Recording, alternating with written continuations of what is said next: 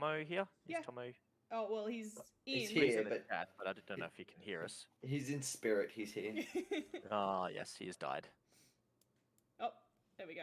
There he is. All right, it's recording Hola. now. Buongiorno. All right, let's get into it, shall we?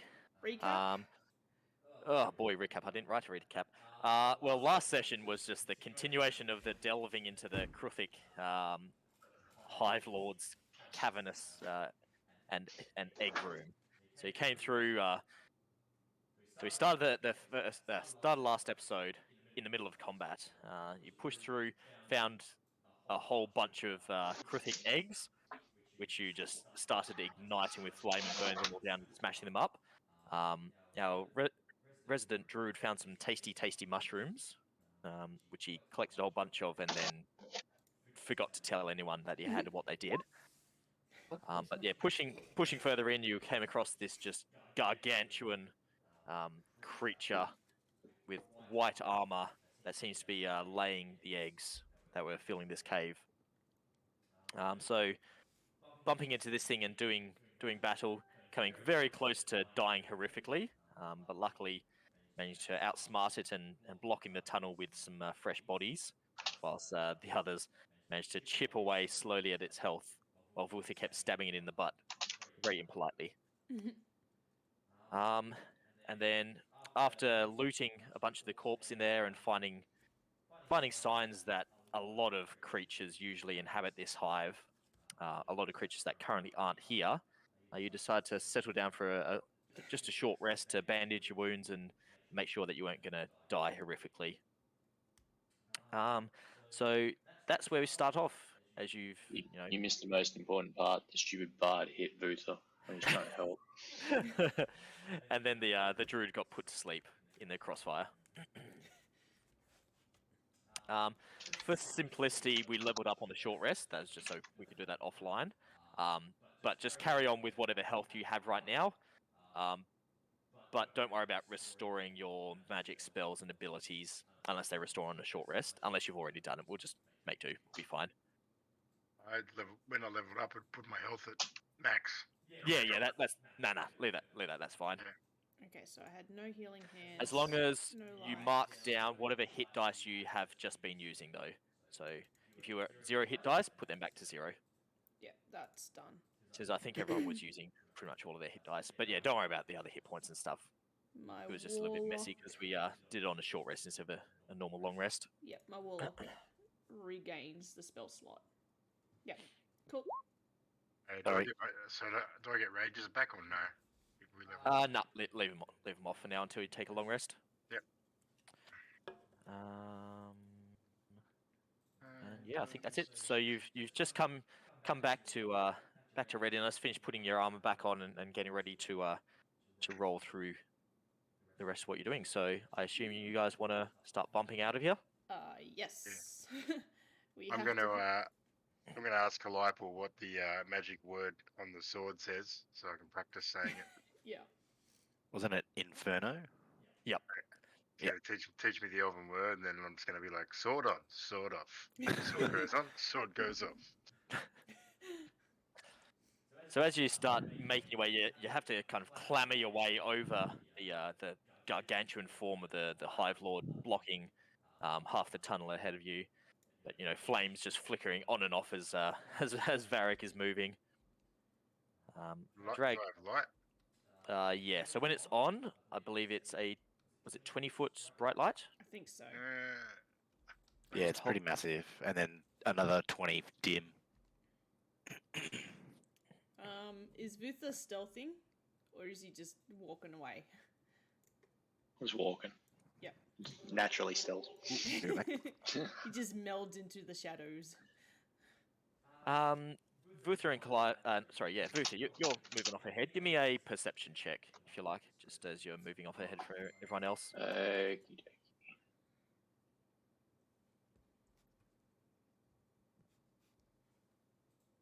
dokie. Yeah, pushing off into the dark with you can't actually see in the dark. You're just making your way by feel and just by your normal method of just tracing your fingers along the wall and just being comfortable in the darkness yourself. But Yeah, you don't make out too much other than just the constant little dripping of moisture as you're moving on.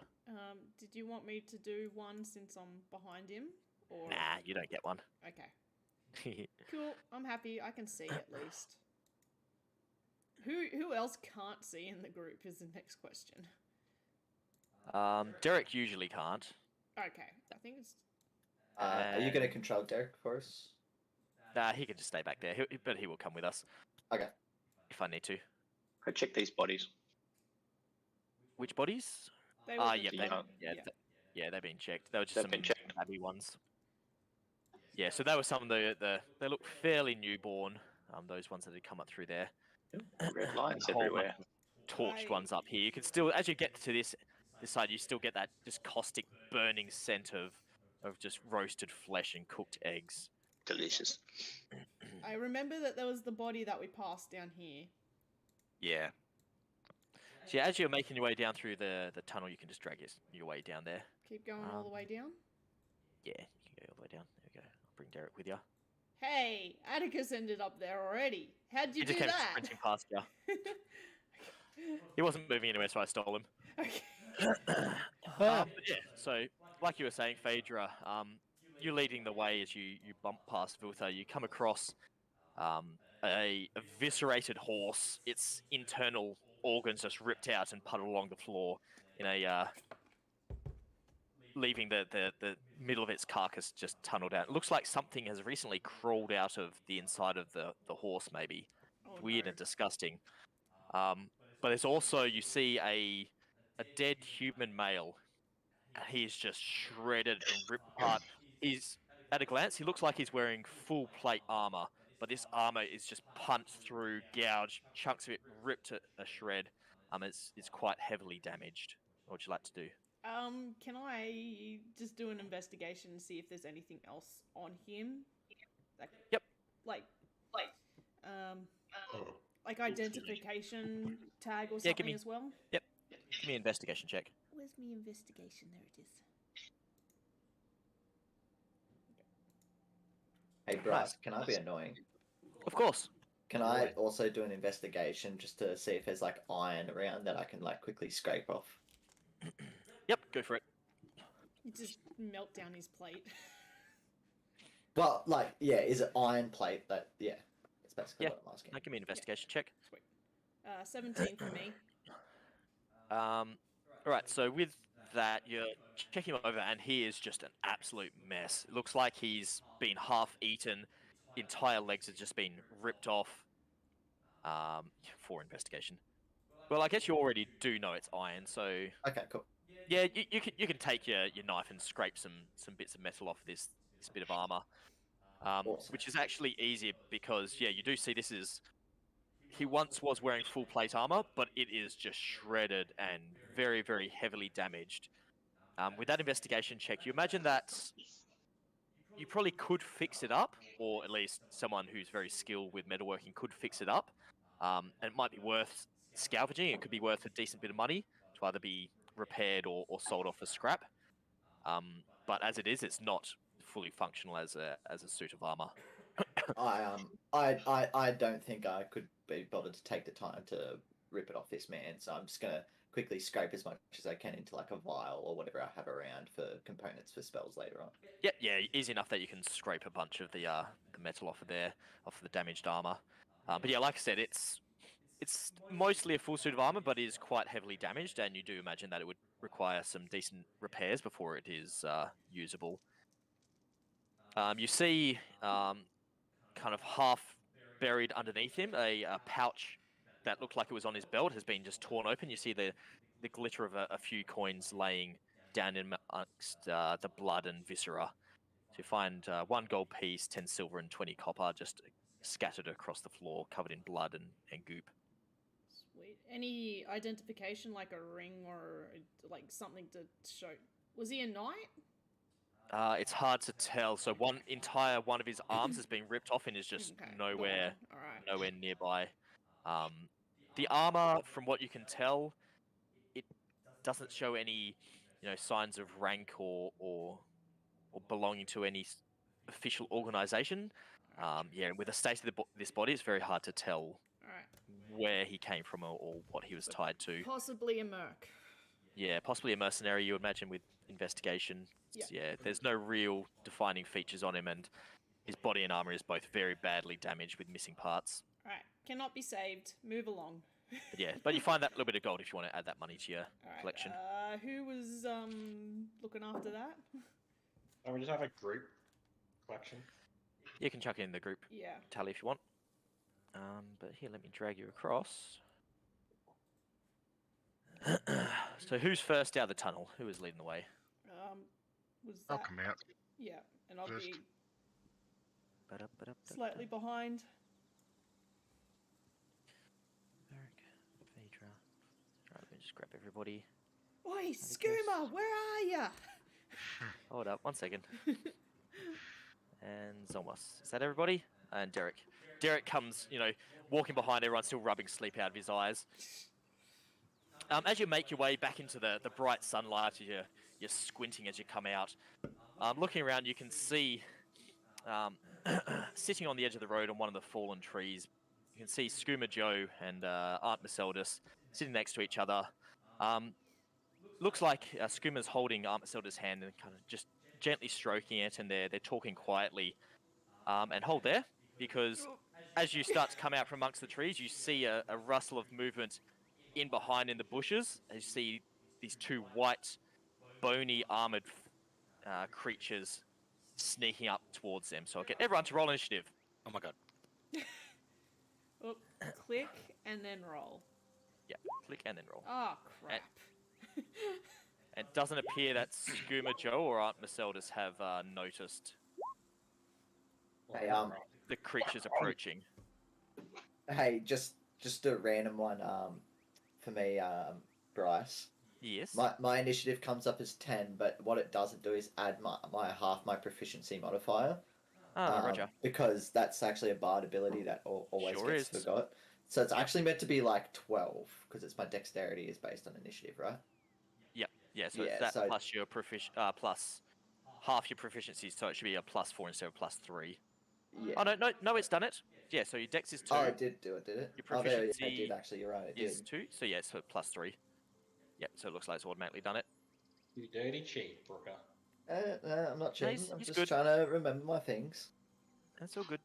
So we got Atticus, Vutha, Calliope, Vharik, Phaedra, and are we missing someone?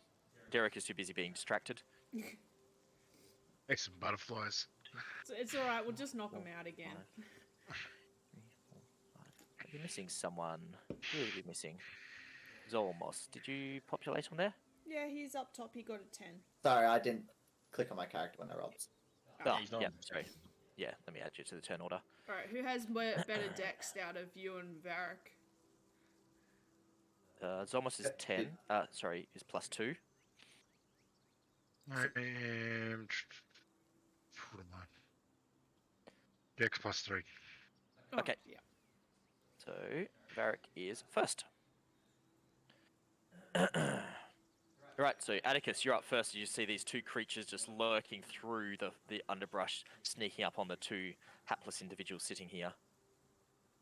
Too easy. Well, I'm gonna.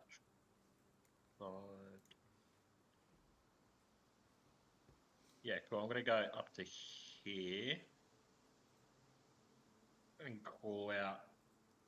Watch out to Skooma Joe and the aunt. Aunt Merceldis. Because you're saying they're unaware, right? Yeah. Okay. I might hold my action. If they get within 10 feet of either of them, I'll cast Fire. Or whatever the cantrip is called. Firebolt? Yep, no worries. See, as Skooma Joe looks up as you two are coming, and he clasps Merceldis' hand, and he's like, What's this Skooma Joe? And starts to turn out and look behind as he sees where you're looking. That's his surprise round. Vutha, over to you.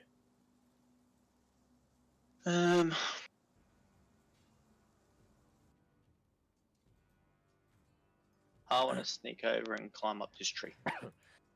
Right, you're doing it stealthily? Yes. Alright, give me a stealth check. 5, 10, 15, 20, 13? Yeah, not particularly, but what's Stupid there? tree wall. No, let me just check their passive.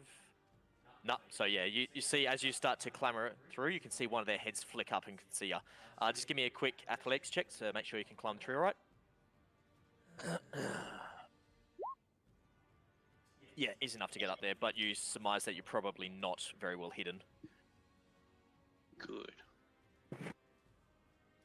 So they've both seen me, or one has seen me? Yeah, they both seen you. Okie dokie. Well, I might as well shoot them. So I'll shoot that one. Which one? Here? The close one? Yep. Yep. Roger, fire away. Oh, yep, that'll do it. 4 damage as the arrow goes thudding into... Now you've identified some of its softer armored points. It screeches, and Skooma Joe now very quickly looks over his shoulder and looks like he's going to start to bundle up Matildas and try and make a run. And that's it. Calliope, over to your turn.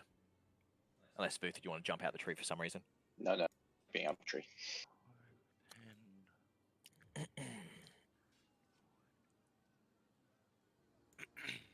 I will cast magic missile on that one. Back one here. Roger. At level Roll away. 1. Boom, and oops. So the first one. Minus Oh, why didn't that roll? -2. Yep. -3. And one more. 3. And -2 again. Nice. Just his 3 darts jam into this creature, spraying green blood and viscera through the foliage behind him. And then I'll take 2 steps back. Their There we blood go. was poison, wasn't it? 25. Or corrosive, was it? Or I'm getting monsters mixed up. Oh, The that's larger one had very acidic Okay, yeah. blood. The smaller ones you could get a touch of acid in it, Yeah. but it wasn't particularly strong. Okay. All right. This creature here, 10, 15, 20, 25, 30. Gee, what's their movement speed? Oh, 40, that's good. Oh no. He charges up to his closest target, and he's going to take 2 stab attacks into Skooma's back. Well, I gotta use Firebolt. You know. Yep, you can use Firebolt.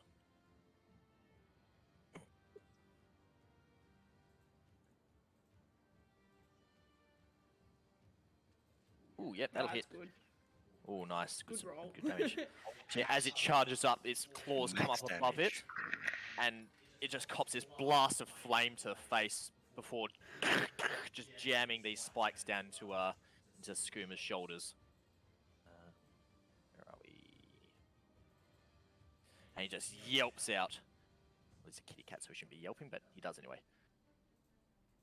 How much damage was that? 14. Why is his hit points not showing up? Sorry, 1 second. Is that adult getting a advantage on that attack? No. Ah, okay. There we go. Because he passed the Working. surprise round for Skooma. Yeah. Yeah, essentially, Skooma hadn't seen him coming, but you guys got there in time and yelled out, so he saw it coming. But he does take, it's at 14 points of damage. You see these 2 just barbed spikes jam to Skooma's, one down through his shoulder, the other one up into his rib cage. He just shrieks out as his claws rip free. Vharik, over to you. Bonus action, turn on my new toy / flame sword. Hell yeah. Where are we? 25.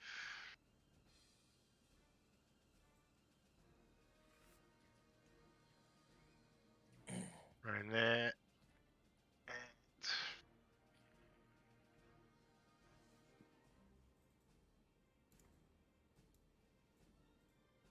If I go, that doesn't give me advantage, does it? No. With Skooma? Nah. That's right. Next round I can give you advantage.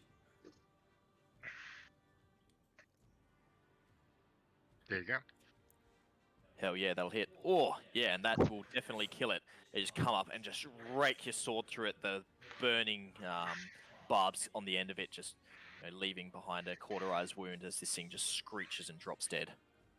Nice. Nice. You guys wore that one down nice and quick.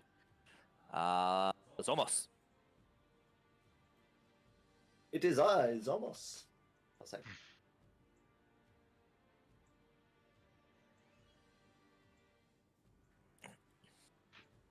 Sweet, so I'm going to move my 30 feet up. Actually, I don't need to move that far. I'm going to move up in front of, next to Vutha. And I'll just cast Vicious Mockery, as I always do, onto Lovely. the adult. Vutha. Wisdom. All your friends are dead. That's all you need to say. you You passed Mother. it, gotta, okay. yeah, I've been rolling good for these guys' wisdom saves. Phaedra. I'll just Okey-dokes. step 5 back as well. Yep. Just chill there. I get my ruler back again. Alright, yep. I'm gonna move there. And I'm going to Eldritch Blast. Eldritch Blast. Blast. Not working. No. So what's it look like though as you fire this off? Oh, so it'll be just like the golden ray kind of thing. Yeah, you see a just beam of golden energy erupt from Phaedra's hand as just Yeah. radiant blast scatters out through the trees and It's foliage, like the Super Just disappears off Saiyan. to the distance.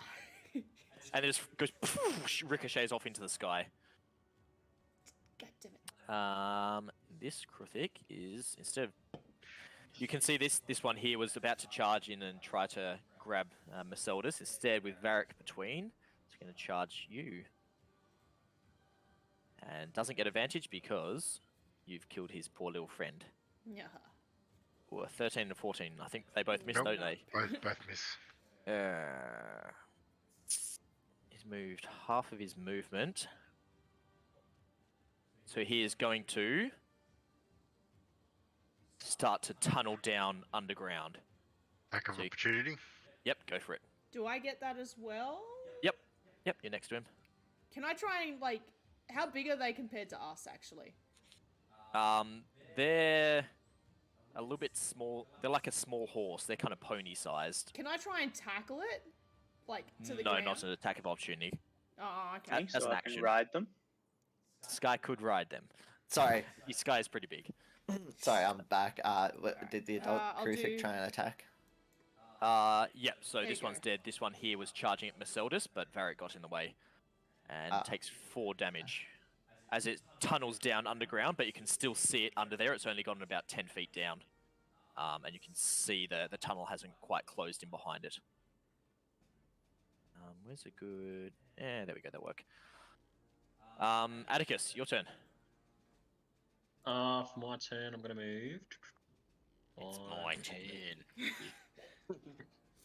turn. 25 feet? Fuck it. And cast the same thing I just did, Firebolt. Yeah, you can... From your angle, you can just manage to lean down and throw a firebolt down into the tunnel. So roll away. Oh, nope. But it's... Some of the rocks are caving in behind it, and the fire just splashes across the falling earth. Anything else? No, that's it for my turn. No worries. Skoomer Joe's up, and he grabs Merceldus, and he just grabs her by the hand, starts to drag her over underneath the tree that Vutha is currently hiding in. He's like, it's okay, it's okay, it's okay. As he's just pouring blood down the side of his chest from the massive wound in his shoulder and ribs. Jesus. It's alright, I got scoop. Later. Vutha. I'm gonna leap down from my tree, go here, and then attack the dude with a sword. Alright, give me a What? give me a dexterity saving All this throw. thing's very quick. Quick dex throw. There it is. Yeah, easy. Right, roll away. With sneak attack because you got allies in distance. You said he's attacking. Oh, next to or? Yeah, you'll have to half climb down the tunnel to get a good stab, but he hasn't managed to get too far away. Ooh, no. Couldn't quite get there as you're just reaching Appointment. down, trying to stab down into the hole. But it's too difficult to get purchase as some of the loose earth is crumbling underneath your feet. Calliope. For my turn, I might just move down here and try and stop Skooma from bleeding so much. Roger, give me a medicine check. Medicine. Cool. Oh, that's my dog. Oh, dog. No, 7. 7. So as you come up and try to start staunching the blood coming out of his shoulder, you can see another one has just ripped through his robes and just opened up a gash in his ribs, which is bleeding as well. And you can hear a slight bubbling of some frothy blood coming out of his mouth, but he's leaning over and just gritting his teeth and just you see he's almost keeping himself between Merceldus and the threats that are coming through. He's like, "No, Skooma Joe, okay. It's okay. I'll be okay." That one is dead. Vharik. Just feeling angry at this thing's cowardice running through a tunnel. You know, I turn my sword in my hands and just relentlessly attack. Hell yeah, roll it at advantage. I just stab him down into the dirt.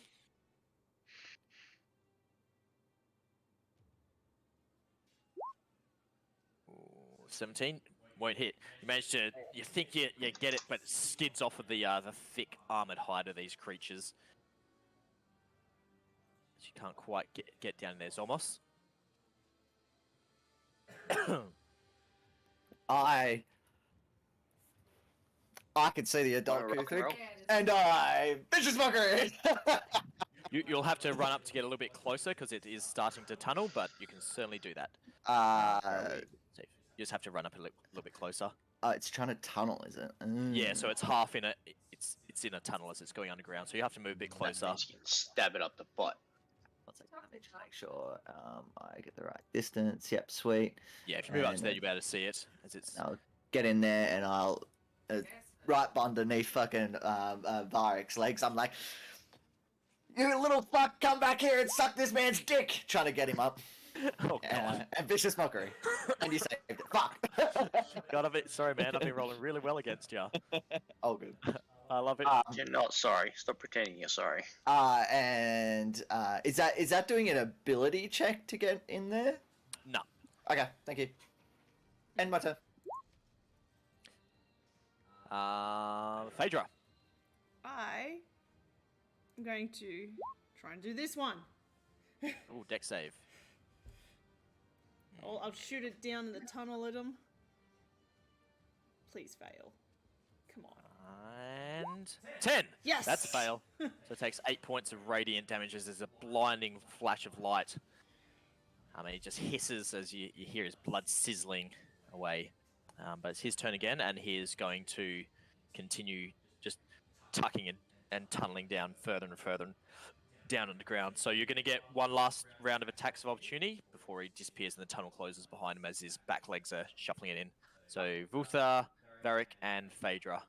You can Alright. make your attacks before you're going to lose him. Okay, I'm gonna try another Sacred Flame then. Can I? No, I Nope, can't do that. that's a No. magic spell. Yep, sorry. You can I attack. about that. Can I recklessly attack? I believe that's just on your turn. Let me have a quick look-see. And none of these are going to be at advantage, are they? Because we're not. No. Ugh. First make an attack on your turn. You can just... Nah, just straight roll. Vharik. Nah. You're all trying to throw the strike at the same time. Oh, but that one does hit. Oh, how much damage is that? 9 flame plus 13. 22. Ooh. Ooh. Yes? You see, just jam your longsword in, just crack it to the side, almost like you're just cracking open a lobster or mollusk of some sort. As blood sprays out all over you, and just get that slight tingling sensation as the acidic blood is burning to your skin. But he's just screeching and manages to rip himself barely free of the blade and starts to struggle down deeper under the ground, almost dead, but still just kicking. Vutha? Let's do a sneak attack or take that off now. Straight roll. Oh, okie dokie. Yep, normal roll, no sneak attack. I don't think he can see me, but anyhow. You failed your stealth and you haven't done another bonus action to hide, so he can see ya. He's going butt to us. Yeah, but he's looking over his shoulder where he just got a massive sword stabbed through his side. Fair enough. But unfortunately you miss, and he Can I take a continues. bonus? No, it's not your turn. It's his turn. Oh. But you see the tunnel collapses in underneath, behind him, burying him as you feel the ground vibrating slightly as he continues tunneling deeper and deeper and deeper. He must have been scared of old Zolmos. Who's got Into like And his There it is, vicious behind him. mockeries. just melt the ground that he came from? Atticus, did you want to do anything? Wait, he's got that over. Well, unless you guys can try to get him, but you could see the tunnel that he's dug down into. He's been collapsing it behind him as it's going. Nothing combat-wise I want to do, but I just want to confirm, did we actually check that body that initially was in the start of the cave that everyone paid off? Did that get checked at all, or was that... Yeah. Yeah. Okay. Yeah, so Phaedra collected some money off of it. It still had a suit of full plate on it that was very badly damaged and would need substantial repairs before it was functional again. Too easy. I was eating lunch at the start, so that's why I was like AFK for a little bit. Yeah, all good. Nah, there's nothing left to do. I guess I'll go... Hang on. 5, 10, 15, 20, 25. Yeah, I'll go over here and just see if I can't, like, help with the wounds on Screamer Joe. Yeah, so you can give me a medicine check. Yep, just let me try and find medicine. Yeah, so a bit better as you rip off some of the fabric that's already tearing from Skooma Joe's robes and give Calliope a hand. You can start to... Some of the blood flow is now slowing down enough that it seems to be a little bit more under control, and it doesn't look like he's at immediate risk of death. Are we out of combat? We'll just go the last round of people in case you can do something. Vutha, did you want to do anything?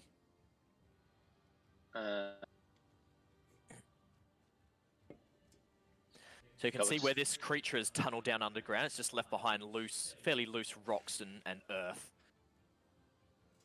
And you can still feel the ground vibrating through the soles of your feet as you can feel him. He's not too far underground yet. One would think a lizard could dig pretty well, hey? One would think that. Do you want to try digging? Sure. Just What do I have check. to roll for this one? Let's go a athletics check. Sorry. Yeah. do an Athletics. Yeah. Yeah. So you just stab your sword down to the ground next to you, and just start tunneling down in through it, and you can just getting by. You just roll one of the larger rocks out to the side, and you can see down, and you can see the back end of this creature moving down in the darkness just below you. But I'm going to call that your action. But now Vharik and Phaedra looking over Vutha's shoulder, you can see the back end of this creature retreating further underground, where Vutha's managed to drag enough of the rocks and rubble away from it, exposing its back end. Cool. So Vutha, movement and bonus action.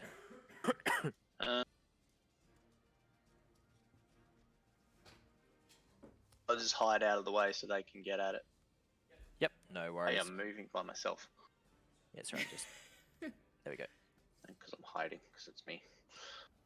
And yeah, you duck into the foliage and just disappear as you roll away from this hole. Calliope, you stand there. Yeah, I'll just stand there. Alright, so Vharik. As you were. Javelin down after it, recklessly. Go for it. Is here the javelin just crack through what's remaining of its thick armored hide and it just shudders once and then stops moving. Is As you dead? just- And now they're extinct. And now they're extinct. The last of his race, just exterminated. We and did killed. kill off Just all a- the eggs, didn't we? A light genocide. Just a little bit of genocide. It's good Yeah, for we him. But yeah, so the battlefield falls silent as this thing. You rip your javelin out the side of it with just a splat of green blood up the side of the tunnel that was trying to retreat down into, and we are out of combat. I'll give a nod to Vharik, and then I'll move over to Skimmer Joe myself to give him some lay on hands. I'm gonna go and check on the cart. I'll heal him up. 3. Vharik, give me an investigation check. Skimmer Joe gets 3. Yeah. You see some of the wounds just close over with that radiant light. 3 hit points. That'll be the most. It'll stop. Yep. All the, yeah. Yeah, so he's still pretty bloodied and beat up, but he just turns to you and says, "Oh, thank you, Phaedra. Anytime, Yes. you know this. Yes, thank you. You always take good care of Skimmer Joe. Don't worry, I will tell Hallam when we get back. You have done a very good job." Thank you. Yeah, the cart seems to be fine. The oxen is still a little bit startled, but it's starting to. It was far enough away from the combat that it wasn't too stressed out and didn't look like it was about to bolt. And its wounds are still fresh, but doesn't look like it's bleeding out on the ground anywhere. So what's this over here? Over where, sorry? There's something. There, in the Oh. bottom. I think it's just a watermark. Oh, Yeah, that's just a watermark Okay, gotcha. from the ever so lovely Dice Grimorium. This is Varric's like, I found a book. There's a giant floating book in the trees. Dibs. Okay, brilliant. Hey, where's? Okay. So I was just moving you so you could see the watermark of the creature of the map. Just flying all over the place. I haven't got my wings out yet. I will walk over to the oxen as well with Vharik and make sure that Thok and Alexander basically do an investigation on their little Yeah, give me an Page. investigation check. I'm gonna do an investigation, but sure. Just to make sure that they're not doing anything suspicious. No, they look like they'd seen the combat and they're just huddled down. It looks like Alexander had positioned Thok in between him and the combat going on. And as you walk up, Alexander's like, "Oh, yes. No, Zolmos is well done as always with the combat. Fine showing. I don't suppose I could pop out for a moment. I just need to go to the bathroom behind some of the trees." You're staying right there, Alexander. We all know what you're all about. Isn't that right, Vharik? Gonna bash the cage with the back of my fist. He flinches away, and you smell urine. Oh, he actually splashing did across need to the pee. cage. Oh, And God. you think he did actually need to pee, then you'll look at Thok, and Thok is like shivering uncontrollably on the bottom of the cage, just like violently shaking, and And his his feet flinched away bent from Is the he on sound. having a seizure? Are we the baddies? I think we might be the baddies here. I don't know what you're talking about. So, right. Okay. So the time of day, it's just after midday. You were surmised by the position of the sun, and the wind feels like it's starting to come up a little bit. So what would you all like to do? Mount up and continue moving? Yeah, let's go. Yep. Sounds good. Get the fuck out of here. Are we going to be able to rest on the wagon, or is that a ne? No, it's a little bit too overcrowded for that. Roger. Let's drag you back onto the world map. Need to turn this. So whomever is leading the way, I'll let 2 people. You can make a perception or survival check as you're moving through the rest of the day. So we're heading to the Flambourg, weren't we? Yeah. Yep, heading down towards the Flambourg. I'm swimming. I'm leading the oxen. Does that mean I'm leading the way? Yeah, I think so. Alright. Yay, we're free. No more DM to control us. Oh, yeah, Bryce Damn it, is he's off. back. Quickly, everybody, get back in the I'll do an 8. I'll do a. That one, Vharik. Quick, Nice. quick. Your clothes back on. Oh god. Yeah, a perception or survival check. Oh, nature. Oh, sorry. That disregard. I won't do that. Someone else with. No, but actual- with a nature check, as you stop and you look through, and look at the weather coming in. So as you continually keep moving, someone else can do a perception or survival. I'll do But it. yeah, as you're moving farther down the road, it stops going south and turns a little bit more westward. And you can see the trees are starting to thin out. Phaedra and Zolmos are both horrifically distracted. My perception's not good. But yeah, you two, Zolmos and Phaedra, you're trying to keep your eyes out and watch for the trees as they're starting to thin out. But Skooma Joe is just chattering intolerably, just holding Mercedes' hands, and the two of them heads close together. They're just all huddled up together, and they're just whispering back and forth to each other. And it's just Something really going on between sickeningly Skooma and- distracting. Give me an insight. Give me an insight check. Is Skooma Joe and Aunt Mercedes Do I- getting it on? Give me. Saying that, I've travelled with Skooma for a while, you said, so do I notice, pick it up a little bit? Or I'm just oblivious to any kind of... You're too pure. You're too pure. Nah, with your passive insight, yeah, you pick it up that, and Zolmos definitely, you know romance, and yeah, Skooma Joe's been putting on the moves, as it were, being the reassuring strong shoulder that Mercedes needs in these times of crisis. You know what? Cat folk. You know what? I wink at Skooma Joe and I hope him the best of luck. I give him bardic inspiration. I was going to say, do I have a token for him to give him? I don't think I do. What's the inspiration? Is that D6? It's what is my bardic inspiration? It is a D6. No, it was short. The short rest gave him back. Yeah, he kind of gives you a little bit of a nod and continues just talking, and Mercedes looks like she's settling down. She looks a lot calmer than she's been, starting to come out of her little days that she's been in since the attack on her manor house. But yeah, she looks like she's very much enjoying his company. We are so going. I'm metagaming right now. We are so going to use this against Skooma Joe when he gets us at 200 gold pieces. We take all the money now, Skooma. You have fun, Mercedes. Yeah, Calliope, you're looking around, and as the other two are being distracted by Skooma Joe, it very much looks like the weather is turning. As the sun is starting to get lower over the horizon, you feel the just cold wind starting to pick up and come down from the mountains to the north, and So a storm. you surmise or- there's definitely quite a powerful storm coming down from the north. Because you see the trees around you starting to shake and move and shift. Oh god, And yeah, we're it gonna looks get like it's going to be lost. a pretty sketchy and dangerous evening. So And we're I about surmise that you to- probably want to try to find some shelter. I'll pass that on to the party. And we're about 2 days off now? A day and a half? Another day. Tomorrow night you'll get to the Flambourg. Okay, yeah. Okay. Yeah. Do we see anywhere that we can hole up? Give me another survival check at the end of the evening. As the sun's starting to go down, you're starting to get splattered by some heavy droplets of rain. Who is good at survival?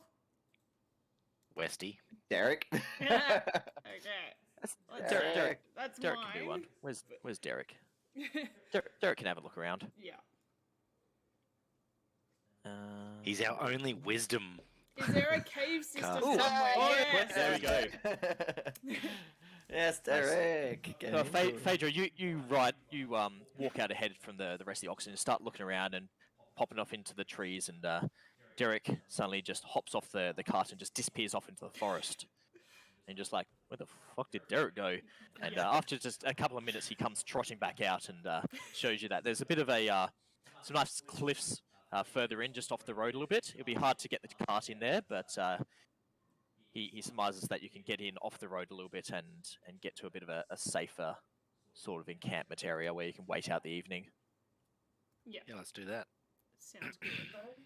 Will Alexander and Thok be left out in the weather if we park up here? Or do we have a canvas to tie over the... Nah. Was there a canvas? No, there wasn't a canvas on there, unfortunately. Or we'd probably pinch the canvas to use up as a tent for ourselves anyway. Yeah.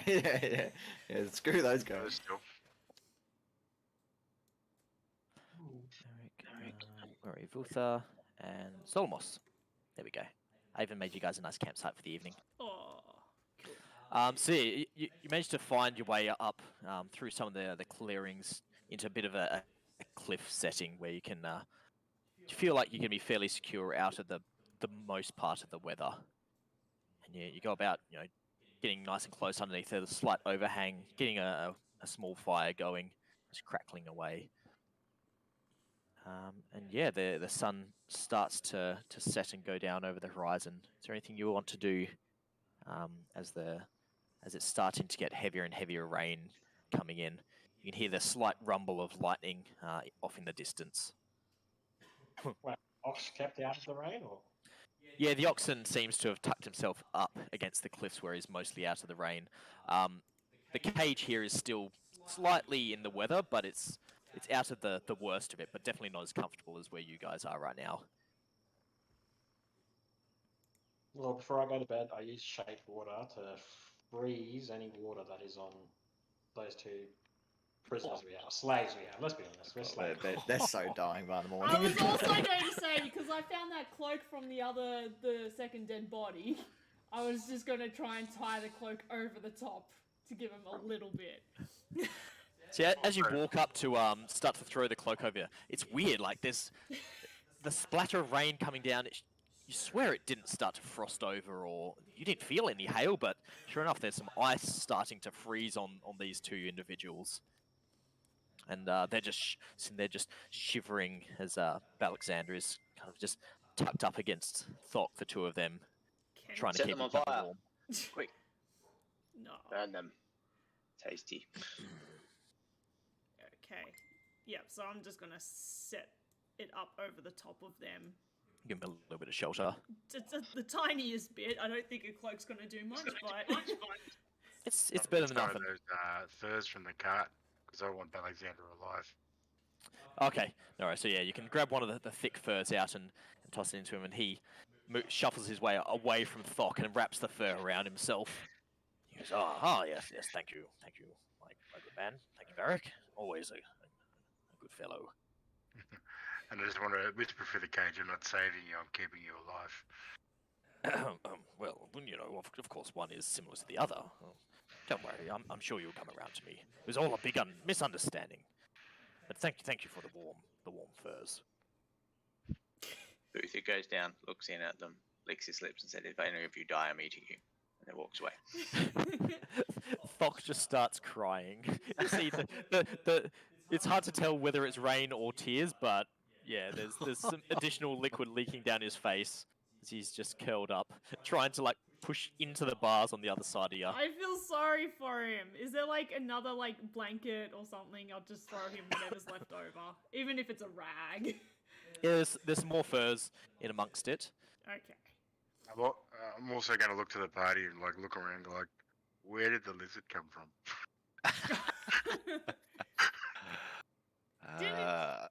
We picked him up in the tunnels. He helped us. That's not suspicious at all. Picking up strange lizards in tunnels. I was helping. Yeah. I saved their He was lives useful. Just by stabbing large creatures in the butt. just so you know, Vharik is already shown his distaste towards me as well, which I feel like is a common theme in this party. Oh. So I feel like you might accept him just for that. I don't mind Zolmos.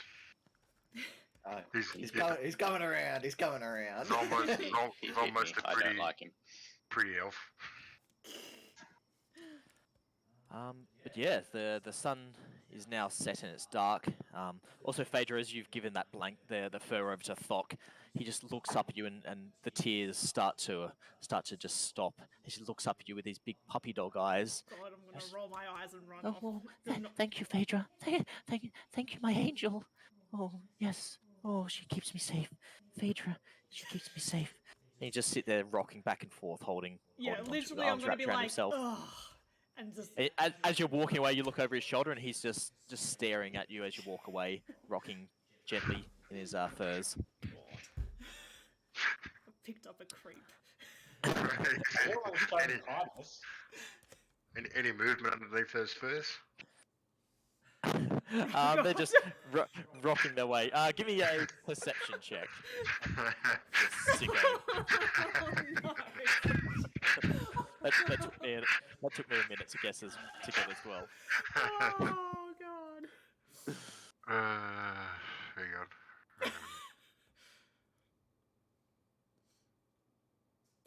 Whoa, nat 20. There is no movement from underneath the furs. He just seems to be just infatuated with Phaedra, and he just can't tear his eyes away from her as he's walking. But you do notice with that perception check, his eyes are just darting over towards Atticus, lurking off in the shadows being cast by the flickering firelight. Every time he looks that way, he is just instantly his eyes just drag back towards Phaedra again. I'm not paying attention to him at the moment. I'm just doing my own thing. He's just freaking out over you, though. Actually, though, Vharik, with that nat 20 perception check as well, you swear you hear some foliage moving deeper down out into the woods around you, as if some large creature is out there. It's hard to tell with all the rain dripping down, but you swear you hear some larger branches kind of get pushed aside further into the forest. Which direction? Off towards the north. Up there. Yep. Yeah, they sound like they're not right near the camp or anything. They're just you just vaguely heard them off in the distance. Super hearing. Turn to the druid who's been frolicking through these woods and be like,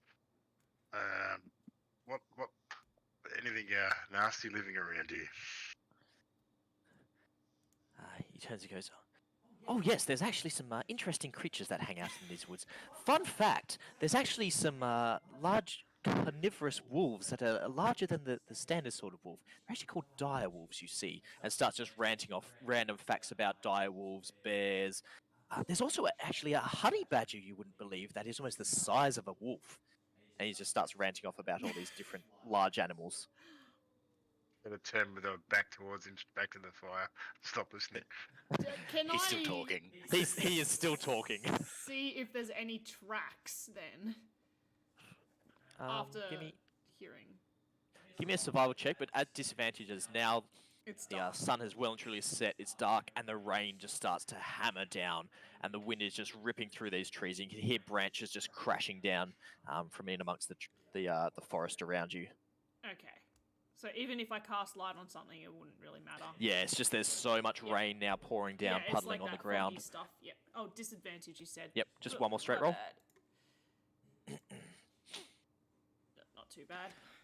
Yeah, so you push out and you're having to shade your eyes from the rain hammering down on top of you now, and tracing through.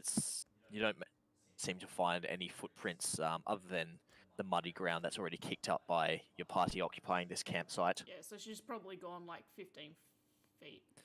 15. Yeah, just move to the edge of the firelight sort of thing. Yeah, and then backs off. It's like, Yeah, okay. but yeah, you don't find any sign of any large creatures other than yourselves moving into this area. Cool. No, nothing around here.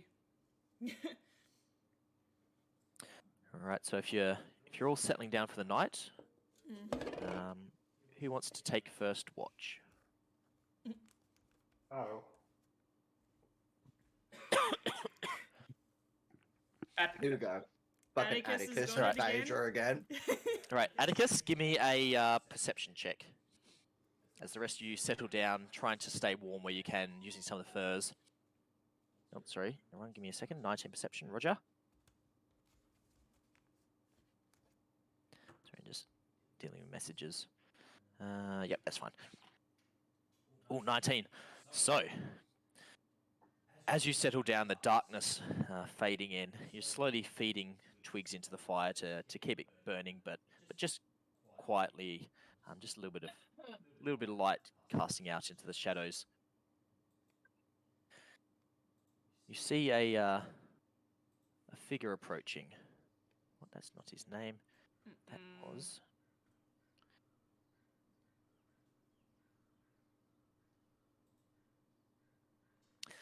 So yeah, coming out of the darkness of the forest is, you see this short, gaunt-faced figure just move into the open and start to approach and pause on the edge of the firelight of the camp. You see he's dressed in just haggard, worn clothes, just torn, drenched through. His long white beard just dripping with rainwater as he's just squinting his eyes and trying to rub some of the rain out of his eyes. You can see he's got bare feet and a broken staff in one hand. As he gets closer into a little bit of light, he holds one of his hands up. You can see he's just got these sunken eyes and 1,000-yard stare. And you hear him call out, looking and seeing that you've noticed to him. Goes, "Yo, mind if I borrow the fire for the night? Weather's mighty bad out here." Do any- We're all I can hear he we're all is. asleep, aren't we? Yeah, I was Yeah, gonna the rest say- of you are asleep. Okay. I'll speak to him in like, I wouldn't say a louder tone, but a tone that'd be enough to anyone who's standing near me, well, like sleeping near me, could get annoyed by and wake up to. But I ask, and who exactly are you? Yeah, it takes another step forward. Who will be sleeping next year? Probably Oh, Calliope. Well, where you are at now. So yeah, Calliope, you start to come awake at this as well. As you look around and you hear him talking to somebody. And yeah, he takes a step kind of forward and just holds up his hand, like one hand, the staff in the other. He goes, the name's Vharik. I'm just trying to get out of the storm for the night. I'm just a traveller. Just trying to keep dry. Do y'all mind if I come in here? I mean y'all no harm. Insight check. Yeah, I want to do it So yeah, inside. Calliope, you sit up and you see this just haggard-looking figure, just piss wet through, just a sad, sunken look on his face. Give me an insight check, the two of you. Do I hear anything as well? Like if he's getting up this close? No. No, okay. You're Oh, still because of all sound the asleep. pissing down rain. And Yeah, stuff. it's that's loud. You fine. can hear thunder But I know rolling who this he odd is. flash of light. I think I know who he is. Calliope, you're just still rubbing sleep out of your eyes as you see this very short figure. He could be a dwarf, but he's a lot thinner than most dwarves you've seen. Vharik is just happily snoring away. Also, just knows the spelling of these two names. Yeah. I was gonna say I wrote this long character lost, a long time ago. Oh, But Vharik is going to be confusing. You see this figure who's introduced himself as Vharik. Let's call him Bazza. I'll call him Baz. There we go. Baz steps in, and Atticus, he doesn't look like he's threatening. You have a glance over him, and he seems to be being open and honest. He doesn't have any weapons on site other than this beat up old staff. Calliope like sort of relaxes and then like stands up because she was like laying down, and she'll walk over to Phaedra and wake up Phaedra and ask her what she thinks. Okay. What? And this is about 11 o'clock at night at this stage, so it's just into really the first watch. What's happening? Look up and just see this just gaunt figure, and he looks down at you on the ground, Phaedra, and then looks back at Calliope. He goes, "Ma'am, I just want to get out of the storm for the night. It's cold out there, and I just want to try to stay warm in this fire. I won't harm y'all. I got my own food. Don't need to feed me. I'm just trying to stay warm and stay dry." Can I chuck my own insight into that as I'm I'll allow looking him up and down? Mhm. But in character, she's probably gonna just. God damn. Better than mine. Yeah, he doesn't seem to be threatening, and he starts to approach as he sees you looking, and he comes up and just gives you a nod. Goes, you mind if I just sit next to you, ma'am? And just She'll look over at Atticus and Calliope, and she's like, "Just share a bit of a fire. It's a shitty Yeah. night." All right. Well, as soon as you say that, Calliope lays back down to go back to sleep. and he sits in and shovels his way back in, and you see him. He pushes his bare feet, and you see these just long, nasty nails and just thick calluses some odd scratches and scars around his feet, and pulls off a set of just fingerless gloves that he just flicks down, puts on some of the stone hearths around the fire as the steam starts to evaporate and warm up, and he's just, you can see, looks like half his fingernails are missing or just busted up. It looks like some of his fingertips have like just worn down and heavily calloused. He just starts, with a slight shiver, trying to warm himself up and dry himself from the rain. Can I take off my headscarf and I'll just hand it over? It'll be like, you look like you've been in the wars. Where are you coming from? He looks up at you and says, "No, that's right, ma'am. Y'all keep that. I'll be okay with this fire. I mean, yeah, ever since Moon's fall, I just hadn't settled down again. I just been wandering these forests with just me and me own, just me and the boys, keeping safe. Boys? Question? Yeah, just keeping safe in the forest out here. Can't bear to go back up to the crater no more." And do I pick up anything when he says moonfall? Moonfall? Yeah, so you've heard that's what people have started to term the destruction of Azurim, when the gigantic chunk of moon fell on top of the capital city and just turned the mountaintop into the craters. Where Calliope and Zolmos are from. Yep. Yep. Okay. Yep. Okay. He turns, no, I used to live up there in that shining city, and now it's just the forest. I can't bear to go back into the civilization no more. Why not? I was there that night. I was walking back up the mountaintop, and I saw the beams of light going up, and then the moon cracked and started coming back down. The blast wave flattened me, threw me halfway down the mountain. I just ran to the top to see what I could do to the crater, and I just started digging. We were pulling out survivors. We're all digging, pulling out some dead, some living, bodies everywhere, just piling up behind us. We spent just 4 days, I think 4 days. I lost track of time. We was just digging and digging, and eventually I dug out the last body that we found. I just turned my back. I just turned and I just walked away. I just kept walking, just being me and the boys ever since. Just walking through these forests in the quiet. Where are these boys you speak of? Oh, they're off keeping themselves warm in the forest as well. Don't worry, they won't bother us much. Why aren't you with them? Oh, they don't take kindly to the fires. Their fur will keep them warm. Don't worry about that. Fur. He's got dire wolves. Yes. I know who this character is from the last campaign, but You see him as he's talking about, tunneling and digging all these bodies up. He's just starts to scratch at his fingers, and you can see some of his fingers tips are almost just like worn down to nubs. He's just scratching at some of his remaining nails and just slightly stopping shivering as he's slowly warming up. So he's still digging away at something. He's just digging at his fingers. But yeah, you can see just heavily scarred. His feet are all scarred up. I'm gonna And just nod my head over to Calliope and Zolmos and go, they're from the same city. Oh, those folks. I thought I recognized that young lady that woke up. She seems nice. She looks like she one of the wizards from up there in the college. I wouldn't have a clue. Great she friend knows magic. Phaedra. I was the groundskeeper up in the college for a while there.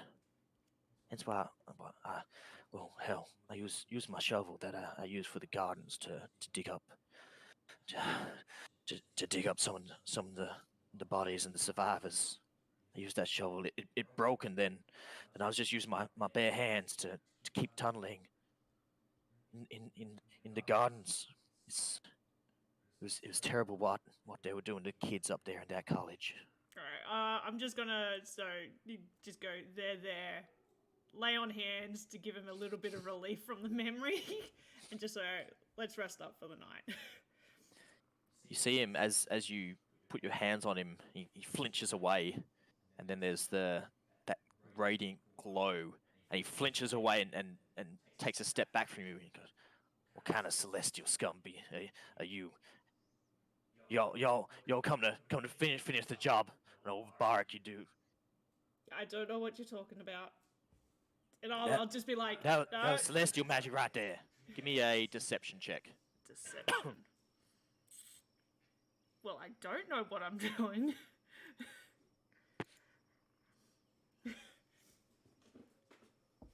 He 8. it's like, y'all sure, and he starts to come back into the fire, but he's glancing over at Calliope. He's like, y'all definitely not got anything to do. You're not planning to do anything to that girl now, are you? No. You and y'all, you definitely know Celestial. No, I'm here to help people. All right. Ever since what they were doing to those kids up in the college, What? I don't trust them guards. What? God, what? What's happening? Why the hell did you go to sleep? God damn it, Calliope. Yeah, I know. What were they doing with the kids? Phaedra's just gonna stay up for the rest of the night now. Well, initially there was just some rumors going on, but Mystra, the goddess of magic, that was her temple in the Middle Death. She actually lived in there. I saw her once or twice. Just radiance nearly burnt my eyes out. But every month or every now and then, they would take some of the highest performing students. They would sacrifice her to the goddess of magic. They would sacrifice the kids. The goddess would feed on them to build whatever celestial scum and magic and power that she had. How did you know they were sacrificing? I thought you were the groundskeeper. Oh, the groundskeeper. No one notices old Vharik. I'd be just digging in the flower beds, keeping everything safe. People talk around me. They don't even notice I'm there. I heard some of the some of the staff talking. They said that they were getting ready to sacrifice the next couple of kids. And That was only a few days, I swear, before the moon's fall crushed the place. I'll turn to Calliope. Should have and be sacrificed more kids. She on the list? No, we're gonna sacrifice you, but not old Zolmos, the old dumbass.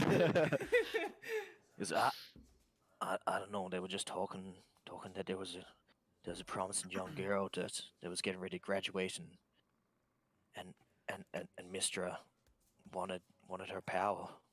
I don't know who exactly it was. Just some of the teachers that was talking. Well, it sounds like it was a good thing that the college is destroyed. A good thing? Y'all think it's a good thing? There was thousands, tens of thousands of people died up in there. I was digging up bodies for days. You think that's a good thing? And you start to see like spit will start to fly out of his mouth. His eyes are opening up, and the rest of you guys start to awaken. He stands up and starts pacing backwards and forwards, just scratching at his nails. He goes, "Well, it's quiet now. It's quiet. Just me and my Phaedra's boys. just like, I'm sorry. No one's gonna take the boys from me." He just starts pacing up and down. He's just shaking his head and just scratching his face. And goes, "This world makes no sense no more." And he just starts just pacing and turning back and forth. Just Come back to the fire. Just sit. Get warm. give me a persuasion check. Okay. Did you hear? There you go. Oh Jesus! Wow. See his eyes just snap to you, and then look back towards the rest of your party, and then look longingly towards the warmth of the fire as he shakes his head, and just takes a wait. Stop licking, mister. He yells out into the forest to stop licking. Weird thing. That's a weird thing. Moose is licking. Excuse me, and just runs his fingers down his face and goes, I'm sorry, ma'am. I'm sorry. I'm just all shook up. I just need to sleep. I just need to sleep. I was in asking the wrong questions. And you Still see him. asleep by now? He walks around he does a couple of little circles and curls up into a little ball, like almost like a dog trying to find a place. Just start to curl up on himself, wrapping his arms and around his legs. Calliope, who's been bare feet. woken up twice now, she's like, "Oh my god!" Stands up, really annoyed. Prestidigitations her spot again, so it's all dry and like nice. She's like, "Oh my god! Stop making all this noise!" And like looks over at Nope. Braywood and be like, it's your watch. Shut up." And then goes. Poor Atticus. I just give her a stare, and as she's like closing her eyes to go back to bed, prestidigitation, whatever that fucking word is, they're closed and dirty.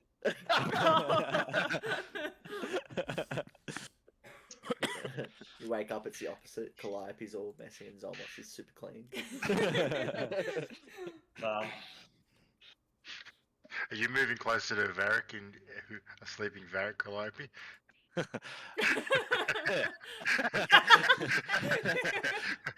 was just gonna roll over and do like the like try and cuddle you into sleep halfway to sleep. And she goes over here.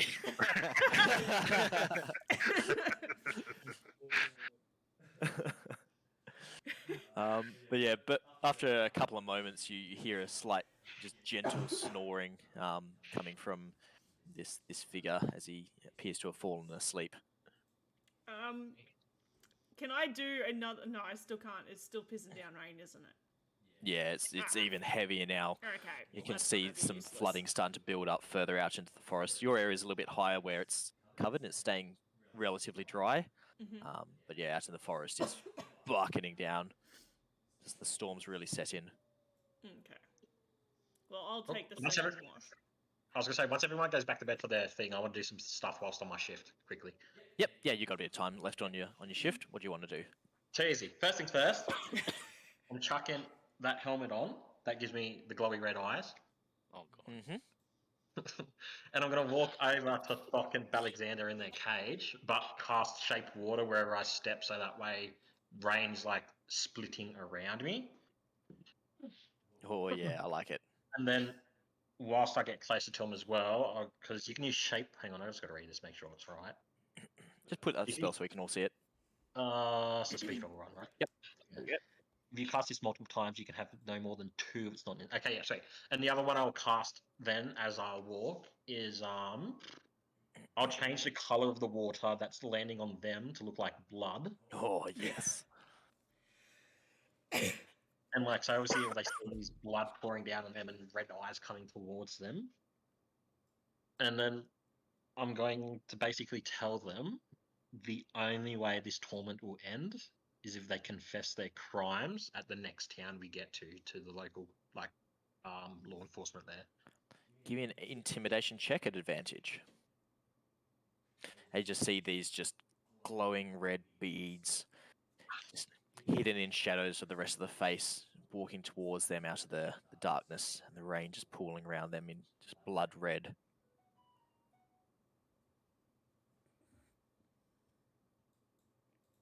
Ugh.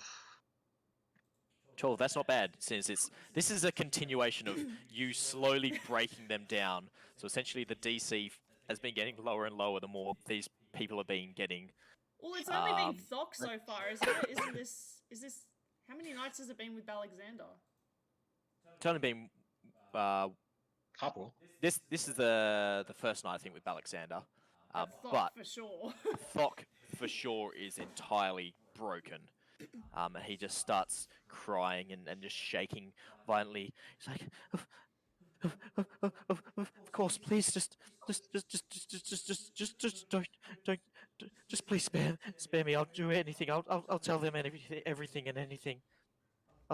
I'll speak. I'll tell the truth. I'll tell them anything you want me to tell them. Good.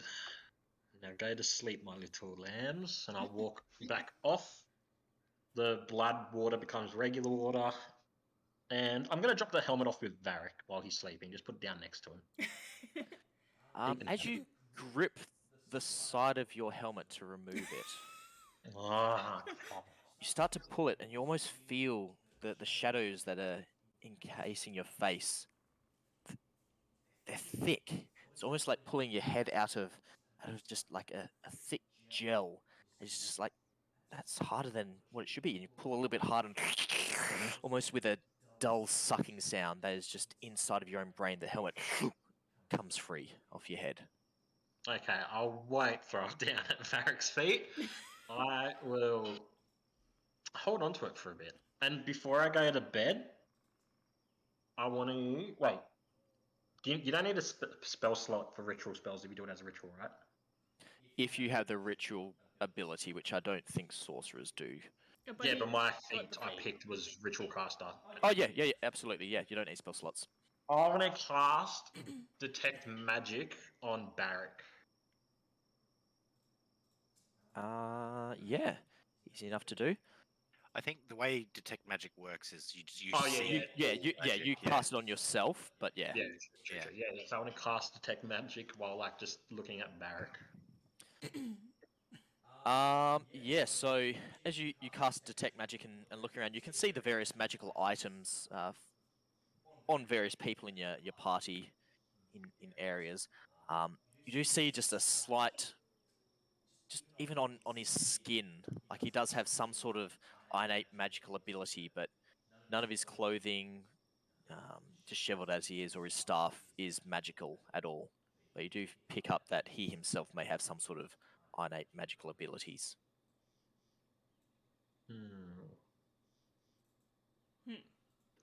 I'm gonna write a note explaining that, like in common, being like, yeah, I've detected magic upon Vharik himself. And then whoever I'm doing this change shift with, when I wake them up, I'll like just give it to them. So I don't have to say it out loud just in case he listens. No worries. Who wants to do second shift? I think I was up for it because I was woken up for the most part. All right, so Atticus, you go over to wake up Phaedra after a bit. Yep. And just hand him the card, the small scrap of paper saying that there's some sort of magic on Vharik. But yeah, Atticus, you settle back down for the evening. Phaedra, give me a perception check. Oh god. Ow, that was loud. Jesus. Sorry. Perception. Okay. Not too. No, that's Ooh, performance. that's good, No, yeah. that was No, the that's wrong performance. Starts with the right Definitely letter. not that. You start doing a jig. Fiddly there for dances. There you Keeping go. Calliope up again, just stomping in the rain. Doing some juggling with burning sticks. Yeah, so you settle down looking out for the rest of the evening. Trying to keep your eyes both on Vharik and the forest out there, and nothing seems to catch your attention out into the forest. Okay. Towards the end of your shift, the rain starts to lighten up a bit, and Vharik comes to consciousness with a bit of a shake as he looks up and, well, thank you. I gotta be on my way. You all stay safe. Thank you for the fire. And he just kind of like looks like he's almost seen a ghost, and he just hops to his feet and starts walking back out into the thinning rain. You're Are you all alright? awake for this? Nah, it's just Phaedra. I'll be like, before he disappears, I was like, you're alright? He just turns and looks at you and just looking at you but through you. He's just, I'm okay, man. I'll be okay. He just starts muttering to himself as he starts to move off into the Take into care. the woods. Bye. Okay. You said the rain. Can I see any of his like beastie things that he was like talking about? No, not with that perception check. Oh, okay, yeah. Actually, no. Give me one more perception check. god, where's my... That's the one. It's not very good. Ooh, 15. Yeah, so you see just on the edges of your vision, because you do have quite good dark vision, as he's moving off into the forest and he hops over one log, you see a large shape on his right-hand side start to come in from the forest and next to him. Another large shape on his left-hand side come in next to him. And then another hulking shape come out of the forest and just glance your way just on the edges of the firelight. Okay, and I'll just You get... see these 3 hulking Jesus. third figures just... My hand will go to and the then just axe, but I disappear won't do anything back off with it. into the forest as it just turns its shoulders and just walks off deeper into the forest with this small, dishevelled individual. Suspicious. Don't be suspicious. Don't be suspicious. Okay. But yeah, the rest of your watch goes by without anything bad happening. And last person for the last watch. Vutha. Let's go one more. Vutha, give me a perception check. Like, I'm going to eat the peoples now. I did have me selected. There we go. Just took a while. Ooh, nat 20. Yeah, so As he sits up in his hole in the cliff looking over everything, you can see all. you tunnel your way back out of the cliffs on the rocks that you've managed to move. The rocks are still quite pleasantly warm, even at this early hour in the morning. You see everyone just casually sleeping around. The only movement you seem to hear are coming from the cage, as the 2 members in there seem to be having some difficulty sleeping and settling down as they're trying to shivering a little bit and staying warm. But then you see Phaedra as well. She starts, as she drifts back off to sleep, you see her starting to twitch a little bit, as if she's having a dream. And then you start to see just a slight glow coming from behind her eyelids as she twitches and shifts in her sleep. And Phaedra, Mm-hmm. you open your eyes. Okay. You're standing on a low hill covered in short green grass. The beautiful golden light of the sun warm and comforting on your skin. You can see rolling hills spread out before you as far as the eye can see. And you notice some movement. A plume of dust rising into the clear blue sky. Coming over a rise in front of you, you see a column of heavily armoured soldiers, their golden armour shining in the light. The front rank suddenly leaps into the air, carried aloft by glowing wings of white feathers. You feel the ground shake beneath your feet and you look down as you stumble a little. The grass is gone, replaced by desert sands, shaking violently as if in an earthquake. Look back up, scanning around, you see a lightly armoured soldier, longbow in hand. He looks familiar, and he looks shocked. Name imprints itself into your mind, as if you know this individual. Azor. He is your friend. His eyes go wide in shock and surprise as a giant mace descends from above, crushing him down with a splintering of bone and rock, cracking beneath the blow of a giant mace. You cry out in shock as your eyes shoot open again. And Vutha, you now see Phaedra starting to glow with this golden radiant energy as her eyes shoot open, blazing like the golden sun. In this pre-dawn darkness, a pair of luminous wings erupt from her back. These strange, ethereal, golden feathers, these strange patterns, frame her back for just a few seconds before fading away. As the darkness descends back in, Phaedra, you're now awake, looking around as you look up and see Vutha staring at you. And I've got Vutha, my hands to the head. I'm just like freaking out. I'm just like, what the fuck? Yeah, Vutha, for a moment you doubted if you truly saw those feathers there, those wings. But as you stand and approach and look at the ground, you see burnt into the grass around you next to the fire, the outline of 2 broad wings framing Phaedra's back. I'm a bit hyperventilating and I'm not taking I'm just like As the I sun just is now I'll starting look to down come at up her and on go, the "Are horizon. you going to die?" I'll look up and I'm like, I don't think so. Okay. Thanks.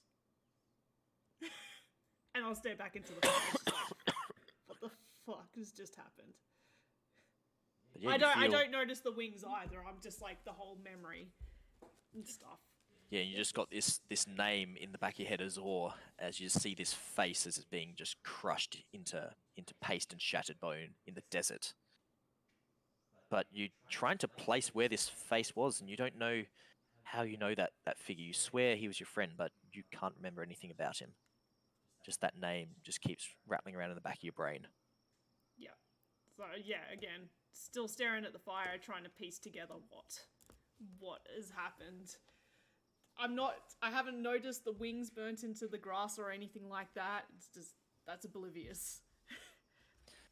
Yeah, but the sun is now starting to rise on the horizon. Vutha, did you want to do anything before you wake everyone else up? No. Alright, so Phaedra and you together go around and wake the rest of the party. The storm seems to have cleared out over the night, leaving behind a fairly pleasant, if somewhat damp day. Vharik, the rest of you guys look around. Vharik has left sometime throughout the night without a trace behind, other than just some of the compressed grass next to the fire where he'd been sleeping. I was going to say, if I'm going up and waking everyone up, then I notice the wings burnt into the ground. Yeah, it's Because- pretty clear where you were laying. You can see this just 2 wings singed into the ground. What the fuck is that?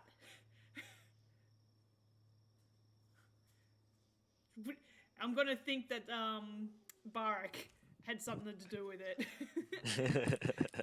Even though I saw him off and everything.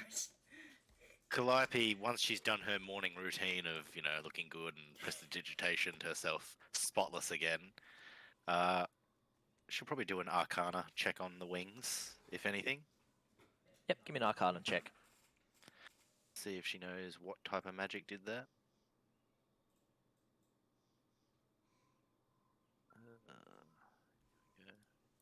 Actually, I've also got the... Ooh, absolutely. You recognise it's not just wings. There seems to be patterning in them, and you immediately recognise this as some sort of celestial or radiant. It's the magic of the gods. I don't think she'll affected the say craft anything. here. I don't think she wants to scare anybody. Sorry. I will... Nope, I'm pressing the wrong things here. There we go. So you pop in Divine Sense. Yeah, I'll do that. I should have done that during the night again, but... Ba-da-ba-da-ba-da. Don't.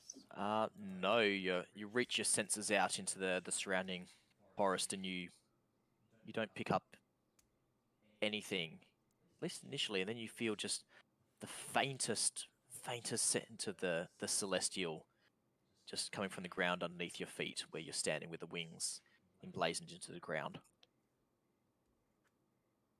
Well, something celestial. If that helps. And he was saying, the Vharik was saying that I had something celestial or something. Yeah, when you healed him, he freaked the hell out, Yeah. accusing you of being a celestial and Switch burner. hunting down the messing with the school kids. I'm going to, like, piece a little bit of that together, maybe. But I'm like, no, it can't be me. Can't be me. It's not me. It's not me. But yeah, so the rest of you finish packing up camp, unless there's anything else you want to do in the day as it starts to brighten up, and load up the cart and set off back underway again. Well, while we're travelling, I was going to say... on the down low, I would tell Zolmos and Atticus about those markings, and that they were possibly celestial. And we at this point in our journey, we understand that people are fucking shit scared of Celestial, right? Yep. Scared, Okay. slant, hate them. So, Right. yeah, it's a very bigoted towards Celestials. Yes. I'll just let Celestial Atticus phobia. and Zolmos. Celestial phobia. Celestial phobes. Celestialists. Yeah, celestial phobes everywhere. Okay. I keep this information to myself. Same. I was also going to say, like, I'm going to check on the guys in the cart, see if they're not frozen to death during the night. Before we move. Let me check. Because we've taken a boy. long rest, haven't we? So Alexander, absolutely fine, no dramas at all. He looks like he sometime throughout the night he's actually stolen the furs that you had given to Thok, and he's just wrapped himself around. Thok is just shivering violently and barely conscious right now. Okay. He rolled a natural 1. Alexander rolled a natural 20. Oh shit, man. Okay, Alexander, you asshole. I am going to literally reach into the cage, rip off the 2 furs from Alexandra, just punch his head like against the bars as well. I'm gonna be like His rough head as. romper just slams back into the bars behind him, and he's just like, oh, I was just shaking out his furs for him. They got wet throughout the night. Don't you keep this shit with me. I know what's happened. And then I'll pump 2 points of hit lay on hands to the other guy. His shivering slightly stops, but he's taking quite a few levels of exhaustion throughout the That's night. alright. He's in the crate, so he's not. I expect this is the origin story of Thok, and he turns into a great man now. Okay, and I'll keep an eye on him to hope he doesn't Die throughout the day. Yeah. Phaedra, Alright. you care so much about. I care about people. You're so lovely. Except for douchebags. Yeah, yes. Fucking Alexandra. Which they are both. Right, so as you start making your way throughout the day, the sun is now coming up and starting to warm everyone, and you can see the steam rising off your shoulders and off the flanks of the oxen as the water from the storm the night before is starting to evaporate away. The oxen lowing gently in the warm morning air, as it says there. Around midday, the forest starts to thin out and eventually disappears entirely. To your north, you can see hills rapidly rising up into the tall mountains above you, desolate of any forest or foliage. So I'll get 2 of you to make a perception or survival check. Who wants to lead the way? Can I before we continue on, Mhm. can I jump on the wagon and ask Thok how far off we're from the meeting point?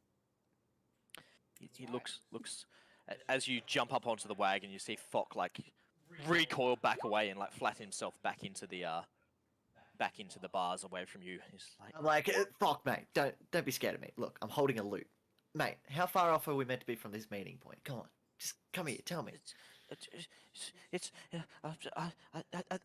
think we'll get there tonight. It's about half a day's journey from the edges of the forest. We should be there tonight.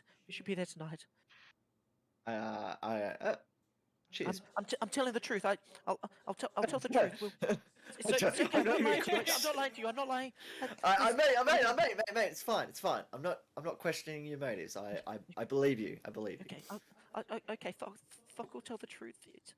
I strum my lute and do a little prestidigitation to try and give him a soothing aura of burning incense to be around him, so he can feel a little bit at ease. He's like, look, The worst way to calm someone. Hey, That's it, mate. Chill. the burning mansion. The burning manor house. I'm sorry. I didn't mean to burn anyone. Oh, I didn't mean Oh to god, burn. I'd be like, okay, Thok, He just chill. starts rocking and shaking his head as he's freaking out. This Okay. burning scent. I sling Zolmos, my what are you lute back doing? over my. I go, look, I tried. I'm not a very smart person, and I just put my hand through and pat him Agreed. on the head instead, and then walk away. He's just rocking back and forth still, just looking around, and his eyes just settle on Phaedra's broad armored shoulders, and his rocking slightly slows a little bit. I'll be He just takes walking a deep breath. beside the cart as well. Thok tells truth. Thok tells truth. sorry, I sorry, believe Thok, mate. Didn't mean to piss you off too much.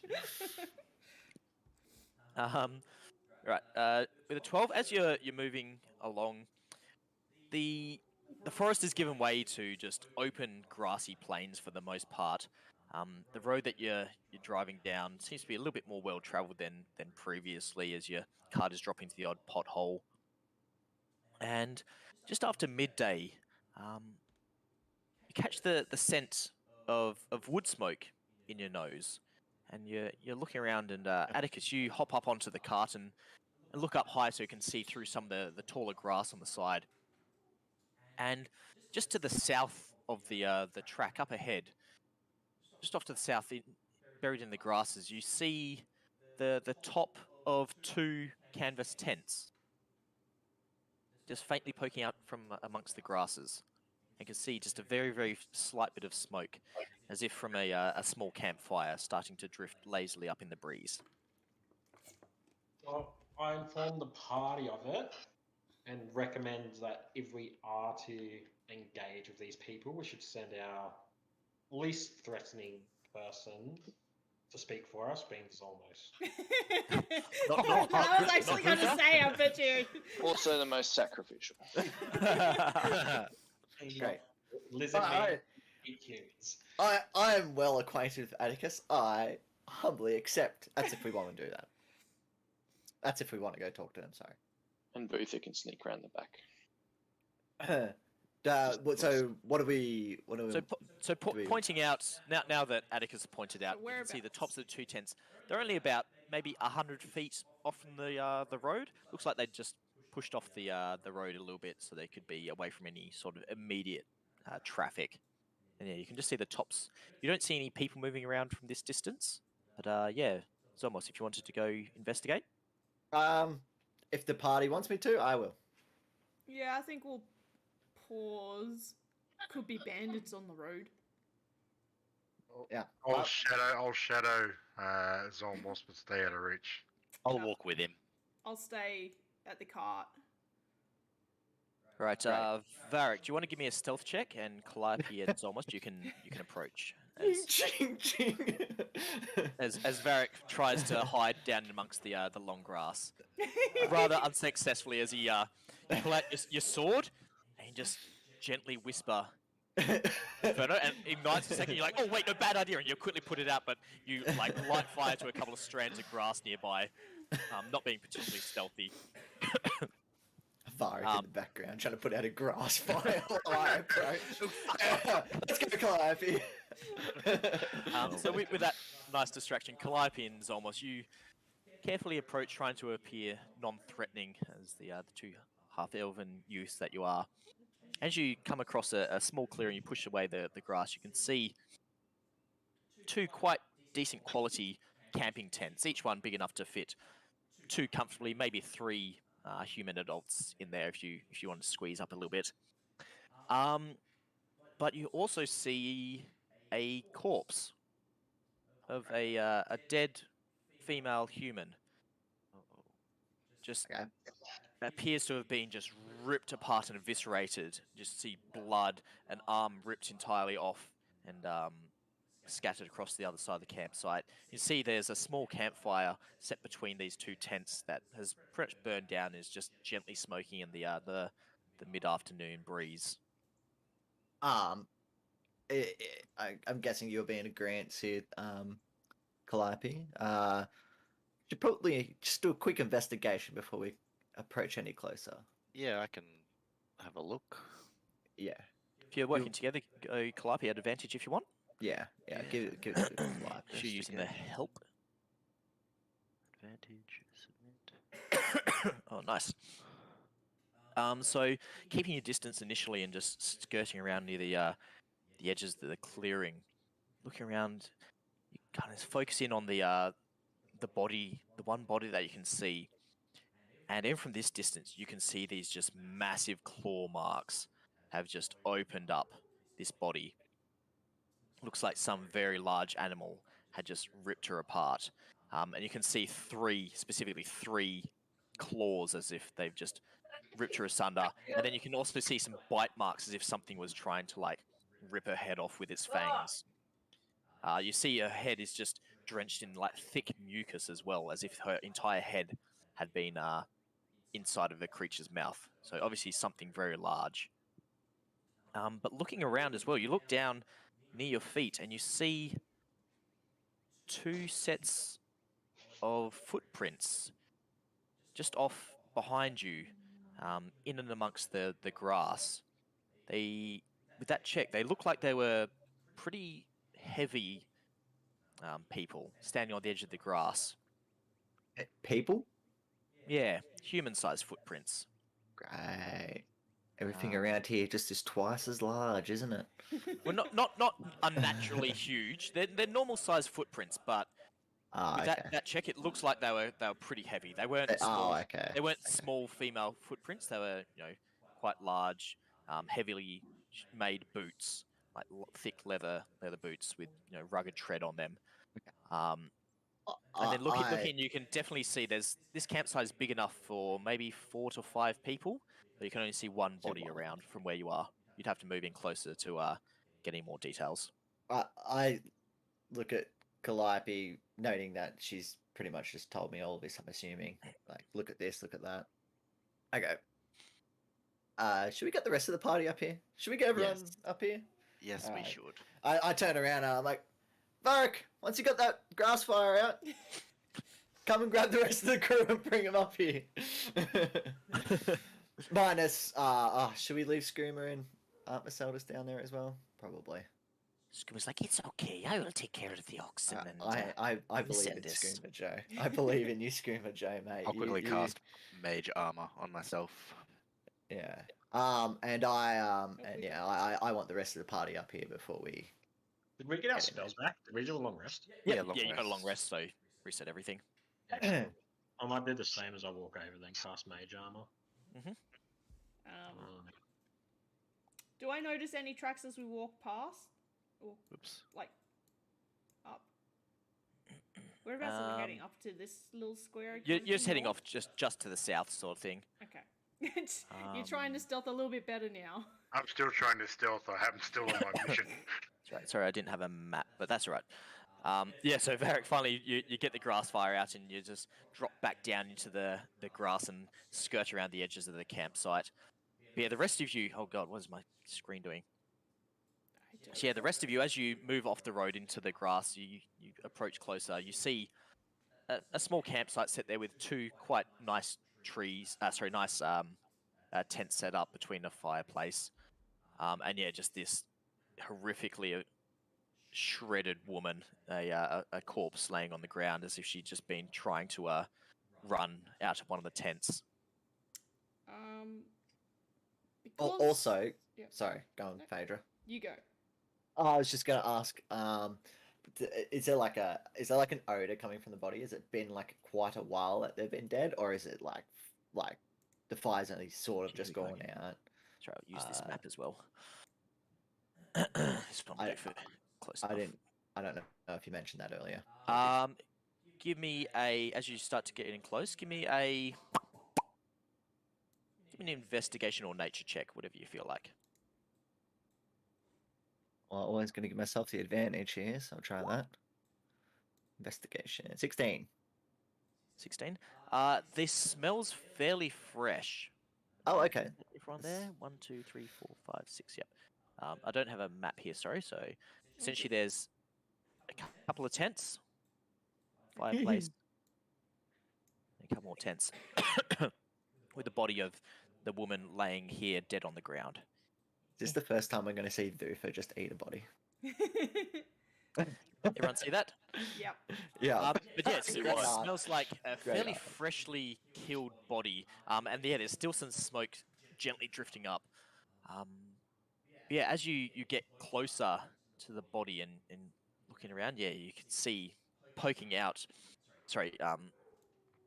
in amongst the just shredded flesh that you can see, there's one straight wound as well, straight through the middle of her chest. That doesn't look like it was caused by claws. It looks like it was definitely caused by a actual weapon of some sort, a sword or a spear or some sort of actual implement. The edges of the wound are clean and neat. They're not shredded like some of these other things you see. I with the help of everyone around here, I move in closer looking for any more bodies, noting that there's 2 tents and only 1 person. Yeah, so looking around on the floor with that same investigation check, you definitely see signs of at least 4 more people. You're looking at, and you can see different size footprints. Some you can see coming in from the edge of the clearing. Those 2 sets of heavy boot prints moving into the clearing. They seem to be spreading out from the edge and they're moving into the clearing.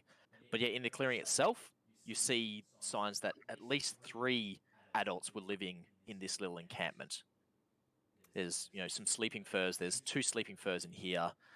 1 in here. There's a bag that looks like they stuffed some spare clothing in. Looks like it's been used as a pillow in here. And it looks like there was 3 people living in this campsite, and an additional 2 people have moved in from the edges. Okay. Do we know of any creatures in the area that would do something like this? Because I saw the dire wolf. Yeah, give me a nature or medicine check if you want to have a look at the wounds on this person and compare it to what you know, slant what you saw last night. Yeah. Was anything else shredded around the camp? Like claw marks or anything? Like in the tents? Give me a... Well, I'll use this, so if you want to make an investigation on nature, I'll use it the same thing. Okay. What does that work around to fix the vision thing? Because that circle around me is as far as I can see. Roger. Stand by. Okay. Daylight should be on. There we go. Now I can see. Yep, cool. Just had to reset the daylight. Okay. Oh, nice.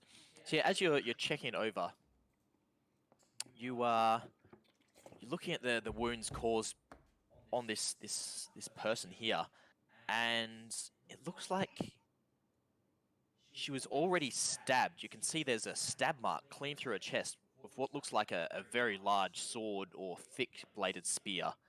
And you can see a puddle of blood on the ground where she was laying there. But then it seems afterwards she's had these claws just shredding into her flesh after she'd already been stabbed.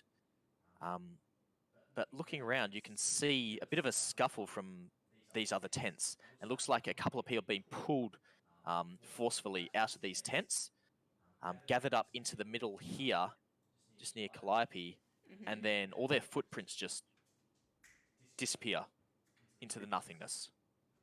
Okay. Right. And I'll And explain. in amongst the dirt underneath, you can see Phaedra as you're looking around. Calliope, you don't notice it, but Phaedra, you see just some very, very fine, glinting in the sunlight, just this crystalline dust, slightest shade of green, mixed in amongst the sand. You didn't notice it before. There's just a scattering of green crystalline dust right here, where the footprints have disappeared.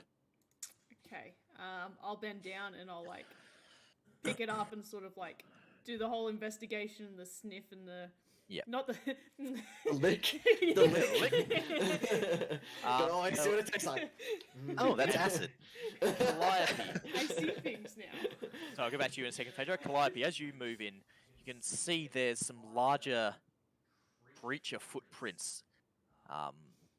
It seems to have just appeared out of thin air. You can't see them coming in or out of the camp. They're just in here. And then looking around, suddenly you see them just disappearing off down to the south, away from the camp. But they just appeared in here, near where Phaedra is. And they're these large, 4-toed, clawed feet. And looking around there, they're up on 2 feet. They're not down on 4 like you would expect a bear or a wolf or a gigantic honey badger, as you were getting told about last night. It's up on 2 legs. It's bipedal, thank you, Sky. And then these just large, long claws are just raked open. You swear the length of these claws and the depth of the wounds that have opened up this lady, you would expect 6, 7, 8-inch claws have just ripped through this poor unsuspecting person. Do we want to follow the footprints? Well, Phaedra's going to collect some of that dust or whatever it is. It's hard to. The dust is like scattered in fine. amongst the dirt underneath, so you might be able to get couple little bits and pieces, but it's almost just mixed in with the Dirt, so there's the no dirt problem. underneath. Okay. Yeah, Alright. I mean you can No, still have a I look. won't bother then. Yeah, if it's too. You can try. Give me a just a straight dexterity check. Just see if you can pick it apart. It'll take you a little bit of time to try to pick it my out from dog amongst stat. the other dirt. Nope. Nope. You, Definitely not. try to get it, and you actually like sneeze and just scatter the dust in amongst the rest of the sand. It was just a vague hint that you'd only Yeah. just managed to pick up in amongst the dirt. Went for that sniff and it turned into a sneeze. Yeah. You are now on acid. Yeah. Whoa. Started on shrooms and now we're on acid. I turned to Calliope, whole party, sorry, and sort of, what do we make of this? What do we want to do? Because I know what I want to do. I want to take these tents so we've got some cover for night. Because I don't want to sleep like we did last night. Well, Tents that, and that furs, makes because sense. They had the furs in here when I looked around. Say that again. There was also furs as well in there. So more furs. Oh yeah. I'll give More you furs. spare Some clothes to basics. stock. Yeah, there was a couple of sleeping rolls and a bag full of just old random clothes. But yeah, definitely these 2 tents, you could easily pack them down and use them for shelter. I Yeah. agree. And- I reckon we take it all and then at least investigate Yep, I'm happy the with stuff that. that's killing. Because we might get attacked. That's Calliope's thinking. Is Oh, okay. So would you like to have someone on lookout while the rest of the party takes this? oh stuff? no, like we can do this, and I'm sure Okay. we can look out for it. Yeah, while we're it'll doing only it. take a couple of minutes to pack down the tents and to check through everything else. With the last investigation checks, actually, because you've been doing nice and high rolls, as you're starting to pack down the excuse me, pack down the tents and check through the belongings and that, you find 6 or 7 days worth of rations for a couple of people, and you find on this woman's body a pouch. Don't overdo it with the vids. Crazy What? hair. Oh no, what's going on? Just adding So- the Oh, Jesus. rats. She's just like the. I was just Um, saying, don't overdo it, mate. You got the vids. Don't overdo it. Yeah, so, but on this lady here, as you're checking your roller over to check some wounds, you can see she's got a pouch of coins on her belt. And quite a finely crafted short dagger as well. And yeah, looking inside of the coin pouch, there's about 18 gold pieces in there that just hadn't been touched, as well as this very, very finely crafted dagger on her belt. Cool. Who wants the gold and who wants the dagger? Who needs a dagger? Gold goes to the group fund. Yeah, I just put the gold in the group inventory just then. I can use daggers, but I think it would be better with a certain rogue. Shiny. Is there any magical things about this dagger, or is it just nice? I can have a look. It's just nice at the moment. Have a look. Give me an Arcana check. Yeah, it looks like there is some sort of faint enchantment on it. You pull it out of the sheath a little bit, and you can see a slight glittering down the blade. As you surmise, it's an enchanted dagger, just a general +1 out of game sort of thing. Yep. So yeah, this is just a wickedly sharp, wicked sharp dagger. Who uses daggers? Vutha's got a dagger. Vutha can have more It's- daggers. That's how he says it. Give dagger. And we're all just like, okay. Someone needs to brush her hair. Where? And you can add those 2 camping tents as well. I think they're just called tents. Yeah, just normal tent. If you search that, you can add 2 of those as well. Essentially, they're big enough for 2 people. You could squeeze in 3 people, but that would give you some better cover from Yeah, rain and I'll- stuff. I'll add that in. Who can as edit well. anyway? Bring in So was it Okay. 1 tent? 2 Sorry. tents. the 2 tents. tents. 2 tents of Yep. fur. Some more furs, wasn't it? Yep. And a couple of bedrolls and blah blah blah. Extras. Yeah. What else would you like to do? Well, with that, I'd probably start investigating further. You know we got a group inventory thing, yeah? Yeah, I think that's where I just Tomo's put the putting two- it all in. I just put the 2 tents in. Beautiful. If you want to update it with the gold and stuff. It should be in the group inventory. If you have a look now, I just saved it and sent it. Is that? Yep. Yep. Looks good. Oh yeah. Yeah. Cool. Beautiful. But yeah, so you saw those bipedal creatures' footprints disappearing off to the south a little bit. But yeah, you couldn't see. It seemed that just where that slight powder was, the other bodies have just up and disappeared into the nothingness. Okay, so it's like clawed footprints leading out this way? Yep. Okay, I'm gonna Where's it? get my axe at the ready. And Yeah, and I'm happy to go for a walk and find out. try and see if I can track him. All right. Give me a survival check if you want to go try to track him down. Do I have advantage with anyone helping me? Is Calliope up the front helping? Derek Fossey. Yeah. We should get Derek to do it. Is Derek with us? Or have we Nah, lost him? Derek's seeing to the wounds on the oxen. Okay, that's fair. Yeah, I'll assist. Okay. It There you helped go, a that's little good. bit. Oh, nice. Yeah, so with a 15, you quite quickly locate where these claw marks have gone. And it looks like initially it was running just for a short distance, and then the claws have slowed down to just a walking pace and seems to just be casually meandering and lurking around. And then you see the claw marks start to drift off to the east. And then as you're moving back, they drift off. They come back up towards the road, actually, We're heading back looping north around. again. And you're moving fairly fast, tracking these things, and then you just see off ahead of you in the long grass, coming back closer to the road again. You see a very large, hulking figure staying down low in the grass with just this strange red skin. You can't quite make it out clearly where you are, but you can just make out. Oopsies, I just killed Calliope. Oh god. Oh no. What happened? Calliope's back. She's gone as well. She's just been teleported Calliope just away. disappears. But yeah, so the two of you are up the front. Everyone else can be following along behind. Okay. Yeah, as you're making your way back up near the road again, you can see this figure just it's about 30 feet off ahead of you, just in the grass. It's around here where this tree is. Okay. How do I...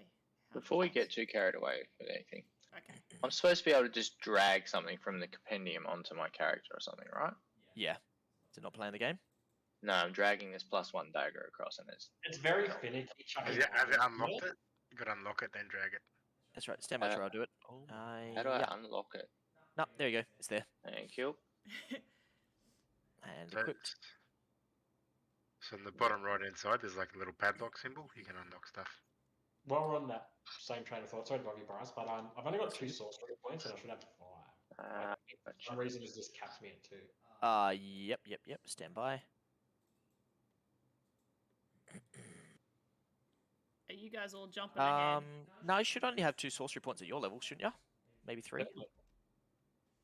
Level 3. Oh, wait, no, hang on. You might be right.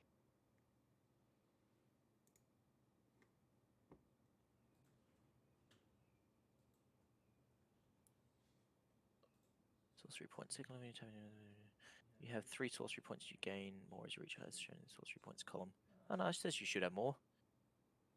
Might just need to manually adjust those. So how many you meant to have on your character? Hang on, I've got to check again to make sure. Just double check and you should be able to manually adjust it. Okay. Can I chuck another divine sense? Yep, go for it. You might just need to manually adjust it. So double check how many you're meant to have. But yeah, you have 3 sorcery points. You gain more as you reach higher levels. So yeah, you should at least have 3. So Where are it we? should be Vessel Fiend Undead. 3. Yeah, you're right.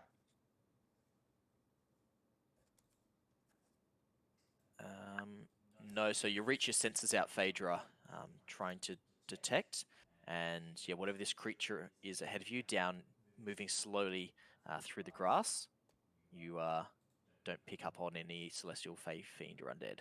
Okay. Sweet.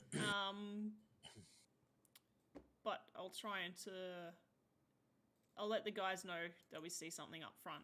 Do we want to split around it? Can I see it enough to actually describe it? Yep. As you start to move up, and Phaedra points out, you can see it's hulking back, just stand up in front of you. As you start to get a bit of a glimpse of this large frog-type creature standing up on both hind legs, these claws just... Pretty. You hear it just grunting up ahead as it's turning and Friends? looking up towards the north. It's an ugly thing. I don't think it's gonna. Don't think it's Valid. nice. Is it looking at us? No, it seems to be looking towards the north as it sniffs the air and seems to be working its way back up towards the north, Do we, towards the road. Not We all say- towards Skirma Joe. It's definitely heading towards Skooma Joe. No, not Armasaurus and Skirma Joe. Can Do I? we all say it, or just Phaedra explain it to Yeah, us? now that it stands up and you get pointed out, it stands up and it's taller than all of you are. It's massive, Amazing. hulking Oh, shit. creature. I'm immediately going to cast fucking mage armor on myself. You already had it on you, didn't you? Yeah, Or was that- I thought you cast it when you were moving to the You did. campsite. Yeah, from the campsite. You So did. you good. Oh yeah, please.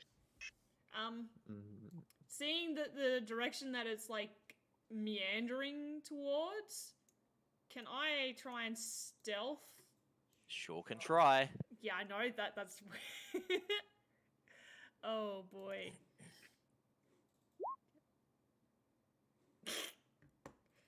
As you start to move up closer to it, Yeah. your armor just goes clank, clank, as you stumble down into one of the holes, and it turns and sees all of you, and I'll get you to all roll I was initiative. gonna say I'm hoping. I'm hiding in the tree. Good damn it. Ah! I'm doing the wrong thing. That one. Hey! Blinking. Oh Yeah. shit. Alright, I'll be back. Oh, sorry, I rolled twice. Hey mate, what's going on?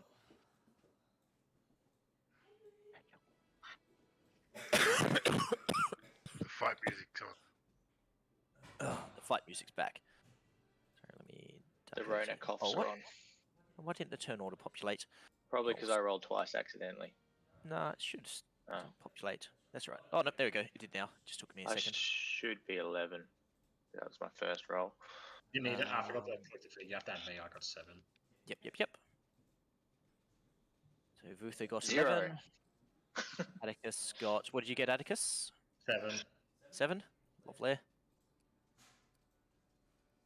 Alright, so first up... Wait, Vutha, what did you get? Oh, You got 11. 11. yeah, when right. you cleared it, it went to 0. yep. So... Oh, there we go. That's very fitting. Phaedra is first. She's going to the dunny. And that's Oh, her boy. action used. No.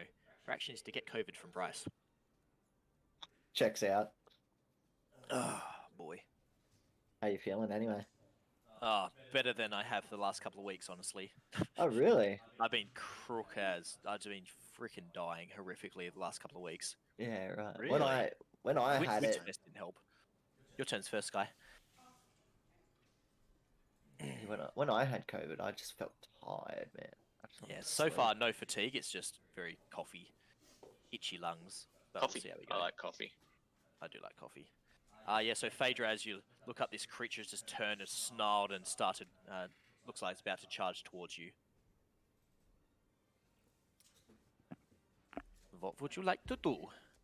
I was gonna say I want to use the command spell, but I don't think it knows my language. You can certainly try. I could. But I'm just going to 5, 10. Actually, I'm just gonna move over here, and I'm gonna hold my axe two-handed, ready for if it comes close to me enough to swing. Okie dokie, Artichoke. Hold So my you're going actions. to stay there? Yes. Yeah. And turn into a snake. And holding your action. Zolmos, over to you. I've actually got spells that I can use now. Huzzah. Should I use a spell? I've been so used to just casting Vicious Mockery. I will.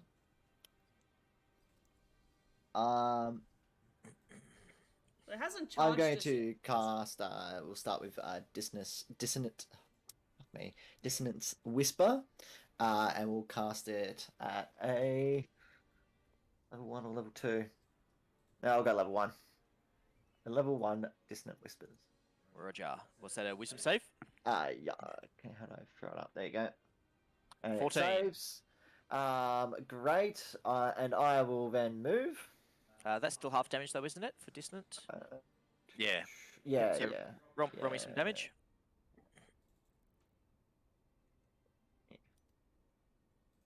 Go.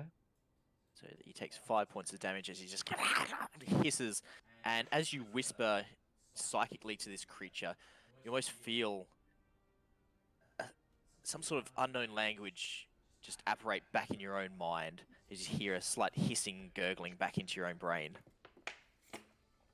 That's not good. I'm going to move. Wait, where's my ruler? Sorry, guys. So good.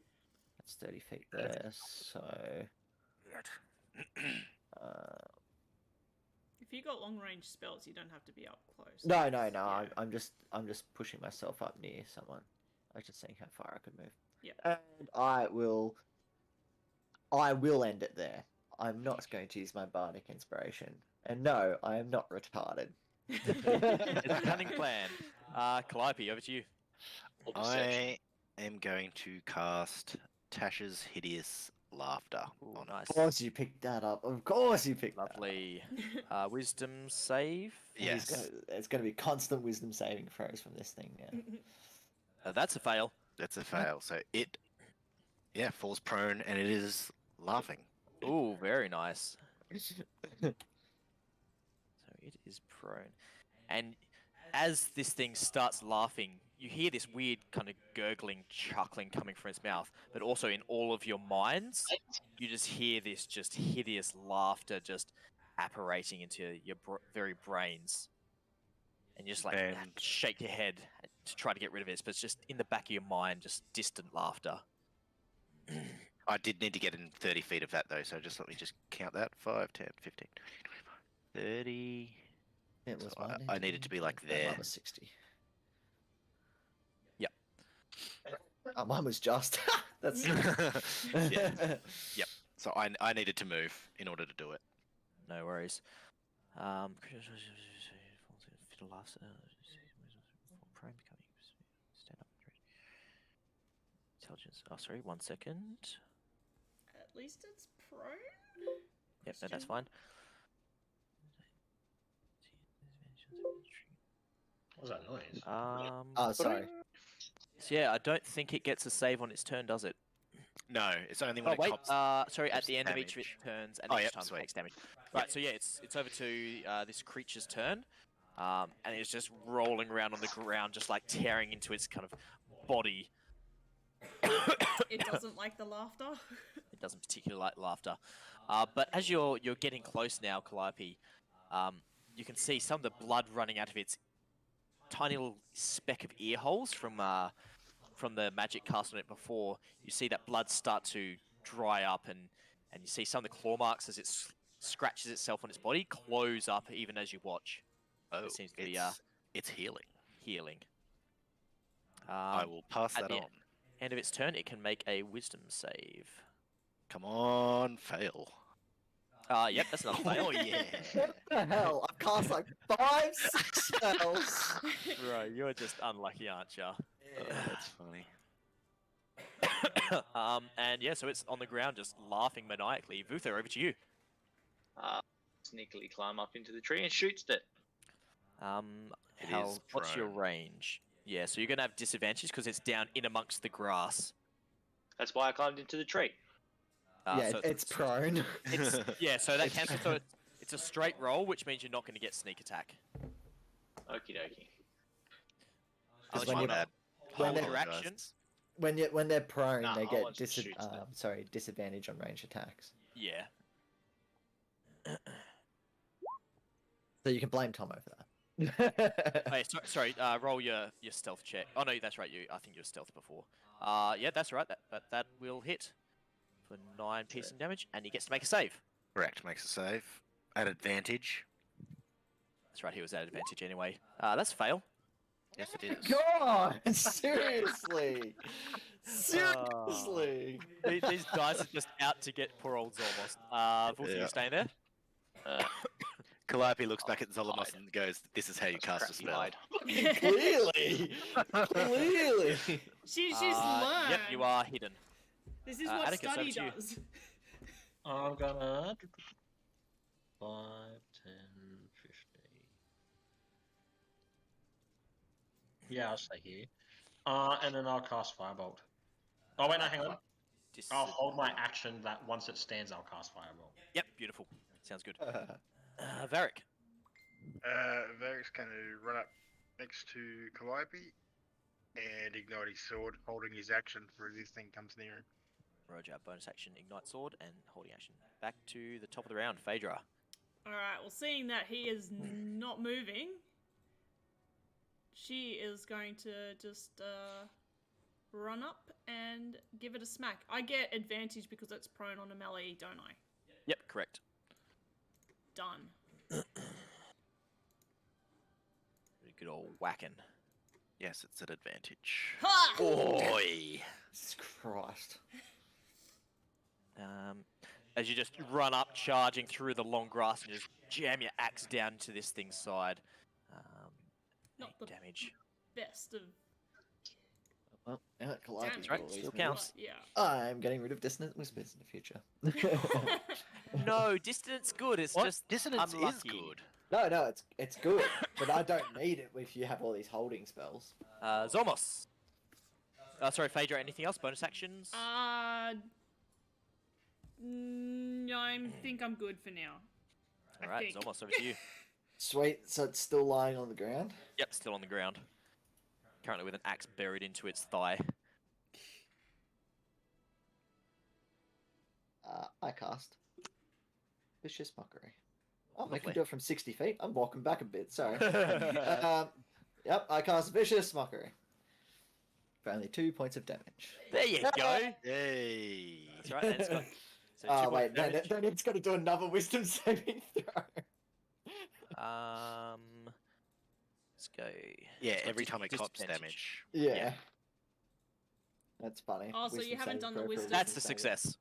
It's no longer Okay. laughing. Oh wait, but sorry, it's and So- well, that was from Skies. Sorry. Yeah, okay. Yep, got different Skies. So yeah, no longer laughing, but it's still prone. and it does have disadvantage on its next attack, thanks to Vicious Mockery. Oh, yeah. Anything else, Zolmos? No, I'm actually going. Wait, so it's already got disadvantage on next attack. I'm going to cast. I'll use my bonus action to use Bardic Inspiration on. I'm going to guess Vharik. Yeah, Varrik's probably going to have the next best hit. Roger. You can have some inspiration. How do you inspire him? I go to Vharik. Inferno Inflamo, Infano Infino. Your sword is now going to be Excelerino.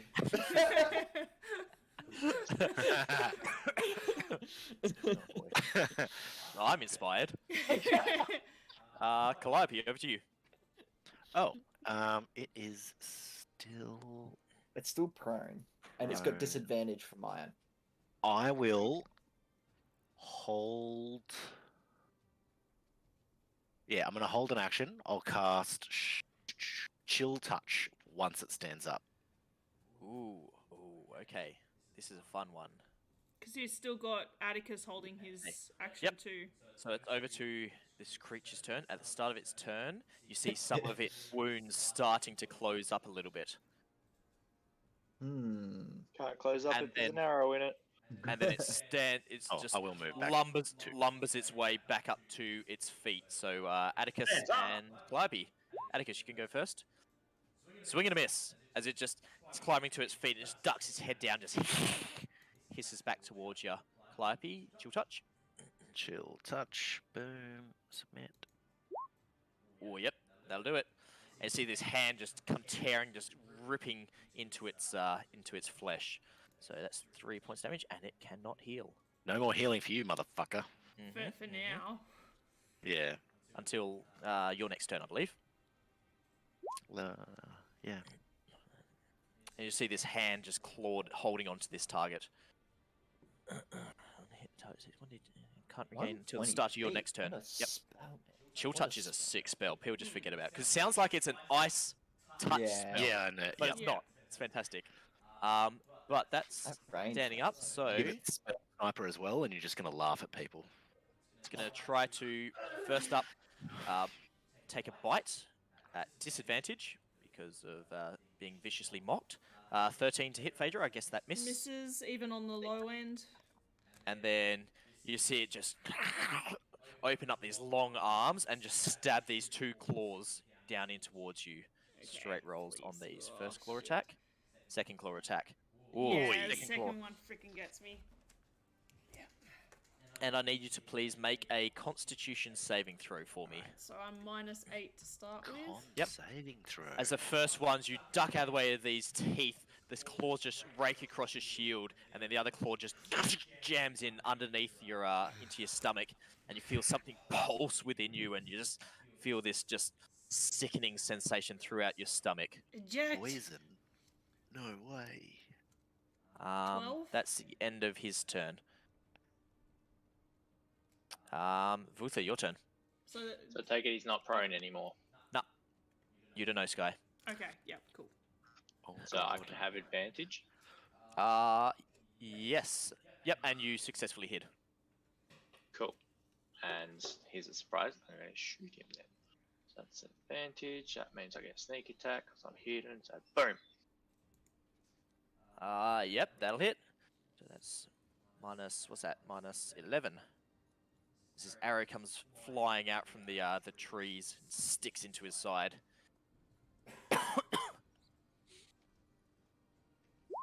And I will continue to Anything hide. else? And go back into hiding again. Atticus. I will. Oh my god! I just realised It I just- could have used something. It's okay. You can if you want. No, You're no. still learning your character. Was I it a was gonna- reaction? Yeah, it was going to be the hellish rebuke. But no, I'll skip that. It's all good? Yeah, I'll do it next time. If I Okay, remember. cool. Yeah, sorry, Atticus, as he's flailing around trying to just rip this arrow out from his side, the firebolt goes wide. Vharik. Raging. We're gonna run into here Bonus action rage, Roger. and Advantage, yes. I'm assuming it's advantage. Oh, yep, that'll hit. So 14 slashing. Two from two. rage. And And Right, then fucking you 16 feel the as you slash through, the flames almost muted and slightly put out by this thing's blood as it's washing out, and doesn't seem to do full damage with the flames. The rest of the damage goes through though. okay. Fire is not good. It's almost like as you slash into this thing, the fire is there, but you see this weird kind of chaotic crackling energy wrap around the flames, and the blood combined in with that fire doesn't seem to have as much impact as normal. Over to Phaedra. Okay, so it's got me in its grasp, has it? Nah, it's just these claws just like jammed into you and just ripped its way free. You're not grappled. Okay, sweet. Well, shaking that off, I am going to go for another hit at advantage. Yep, advantage flanking. Oh, ugh. Oh, swing and a miss. As it, God damn it. Got my You- bardic as you inspiration take for the wrong that person. swing, it just rears back and knocks your arm aside with the sword passing below its feet, untouched. Bonus action, Not yet. Zolmos. This time I will attempt to use another Dissonant Whispers. Roger. Yeah. Noting that it's already talked back in my Ooh, brain. that's a here. fail. And it's only at level 1 again. 9 damage. Ooh, that's Not 9. bad. That's 9. So he's Not got bad, to not run bad. away, which means Vharik and Phaedra get an attack of opportunity. Hell yeah. But it's also got to... immediately use its reaction. Yeah. I'm just going to run it up to here, so it's going to run 30 feet this direction. Yeah. Yeah. Is that towards our cart? Yep. Technically, yeah. But Okay. yeah. Clearly they're not going to be impeded by it. Alright, do we still get advantage? Yeah, for... Yeah, as it's running. You'll still get advantage. Yep, so that's... Shit. So I'm just going to put it there so I can still access the right. Damn it, Phaedra. I'm poisoned! I'm sorry! -3. And Phaedra with a swing and a miss. Well, I don't know, but, like, it's affecting me somehow. It's meta poison. Cool, so those It's two still, go- that was 5, 10, 15, 20. So it's another 20 feet beyond where it currently is in Alright, terms of apolo- people's distance. Apologies for making it run so far for everyone. And then I'll run up next to Calliope. Actually, you know what I'm going to do? I'm going to grab everybody and shift you back. Yep. So he's still at least on the map. So everyone don't move for a second. Apologies. Seconds up, move time. Created a drama here for everyone. No, that's cool. It's just the map This is is not quite Rotate large on enough. that the Okay. other way around. Yeah, exactly. Right, there you go. That should be decent distance there. Well, that's... 5, Alright. 10, 15, 20, 25, 30. Sorry, Is that one sorry, back? Murky. You're like trying to figure out all your distances now. Apologies, mate. Oh, gosh. Okay. It's really one of those attack of opportunities. I mean, it certainly worked. Yeah. So the creature, all it does is it just doesn't run into dangerous areas. Yeah, yep. Ugh, I'm not And going to I'm get guessing it doesn't see advantage on the Screamer next Joe as- shot. So what was that? Zolmos, your turn done? Yes. And that's Calliope. all I can do. I will shoot it long distance again. Chill touch. Oh, nice. No miss. Damn it. No miss. So it can heal on this next round. Mm-hmm. But I'll Anything else? go 5, 10, 15. I'll go 20 feet that way. Roger. So you see the arrow that was stuck into its side just gets ejected as some of its wounds close over. It's still starting to look pretty rough as you see this just bubbling red blood leaking down across its flanks from the sword wounds. And it's going to charge back here again.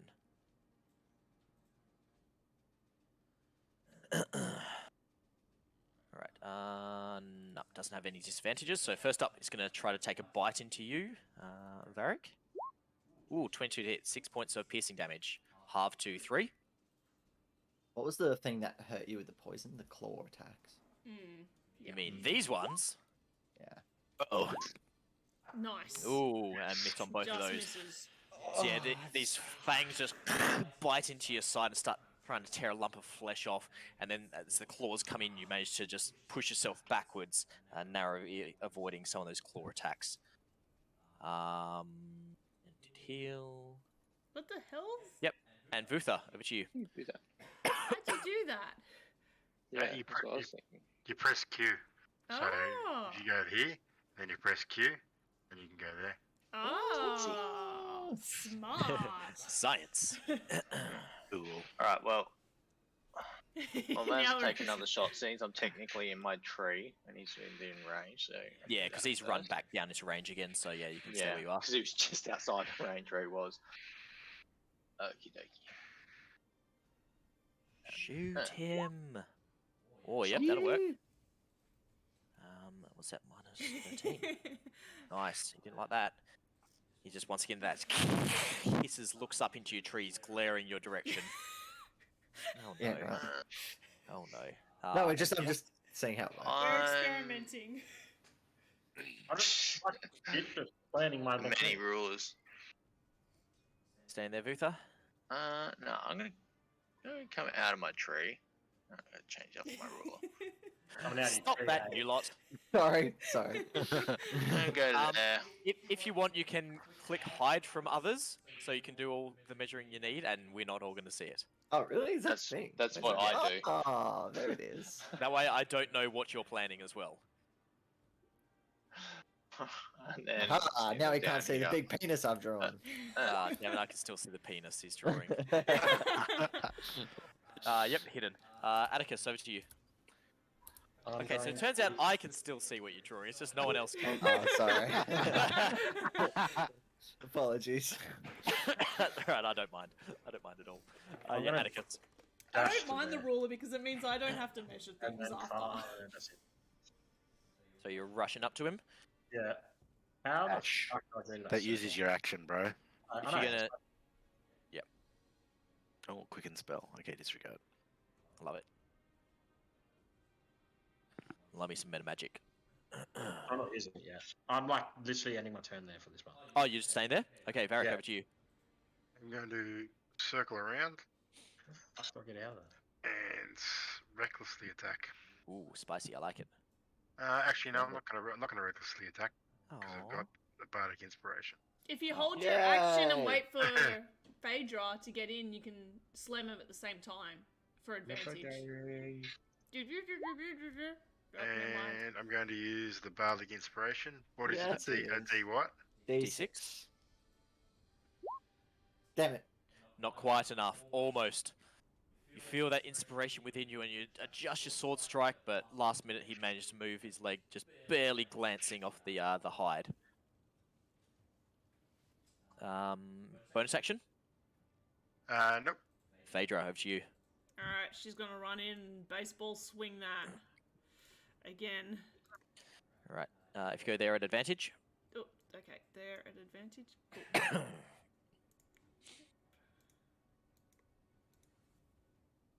Come on. Oh, yep, that'll hit. Yep, sweet. 8 points of damage as you just drive your axe into his side. Anything else? Zolmos. I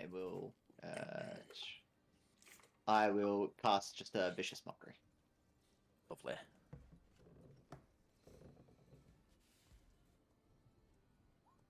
$14. Damn it. Just saved.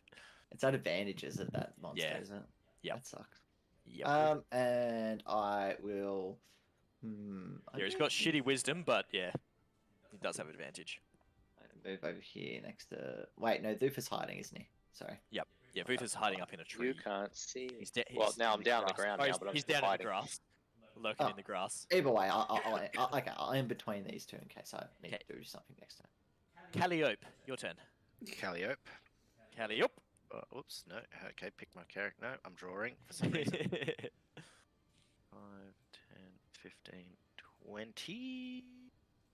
20. And I will do what I've been doing. And shocking. No, not shocking. Chill touch. Chill touch. Chill out, Oh, dude. yep, that'll do it. No healing from him on his next turn, which is good because it's Good. his turn next. What's that? -4. Ooh. And no healing. Right, you staying there? Yeah, and I'll stay there. All right.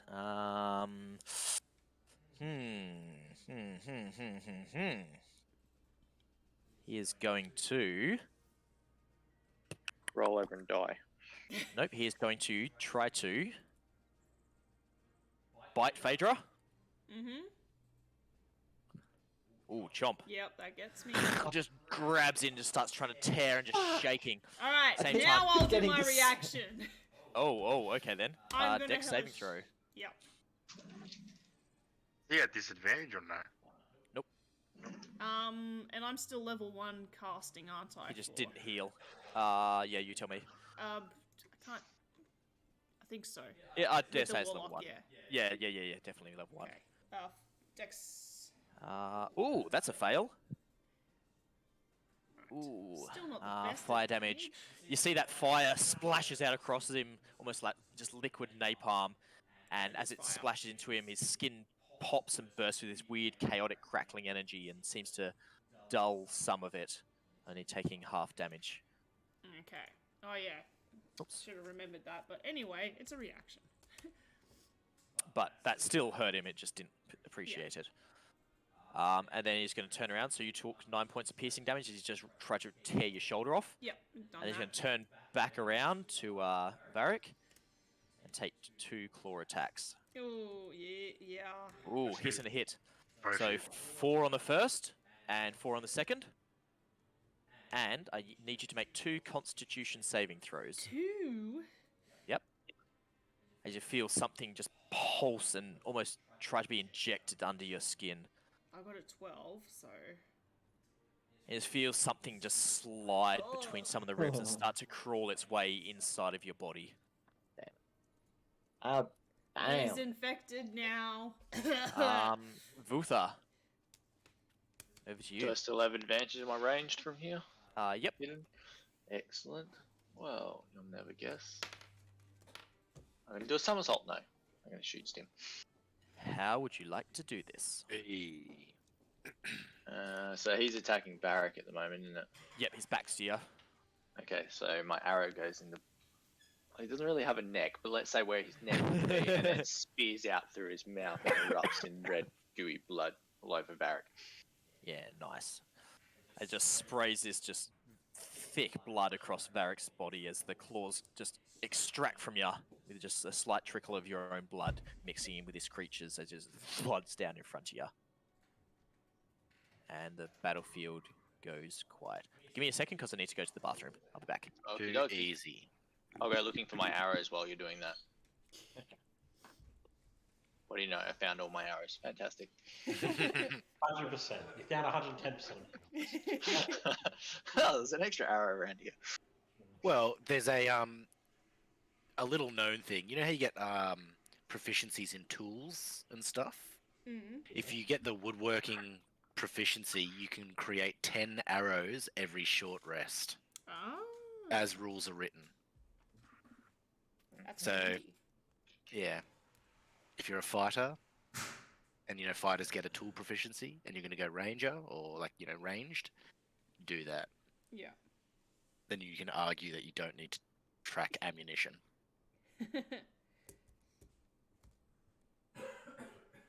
That's my biggest fear is running out of arrows. Bryce did say something that short rest I get half back or a dice worth Oh, or yeah. something back. You're I can't a- remember the rules. What's that? No, yeah, you can create With my arrows out of arrows. dead creatures. I'm pretty sure because Yeah. you're a lizard Yeah. person. Yeah. Yep. Yeah, you can. Yeah, while you're away, I just hunted around and found all 4 arrows that I shot, so.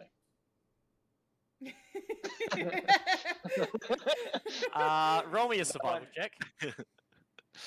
He found 110%, as Murky said.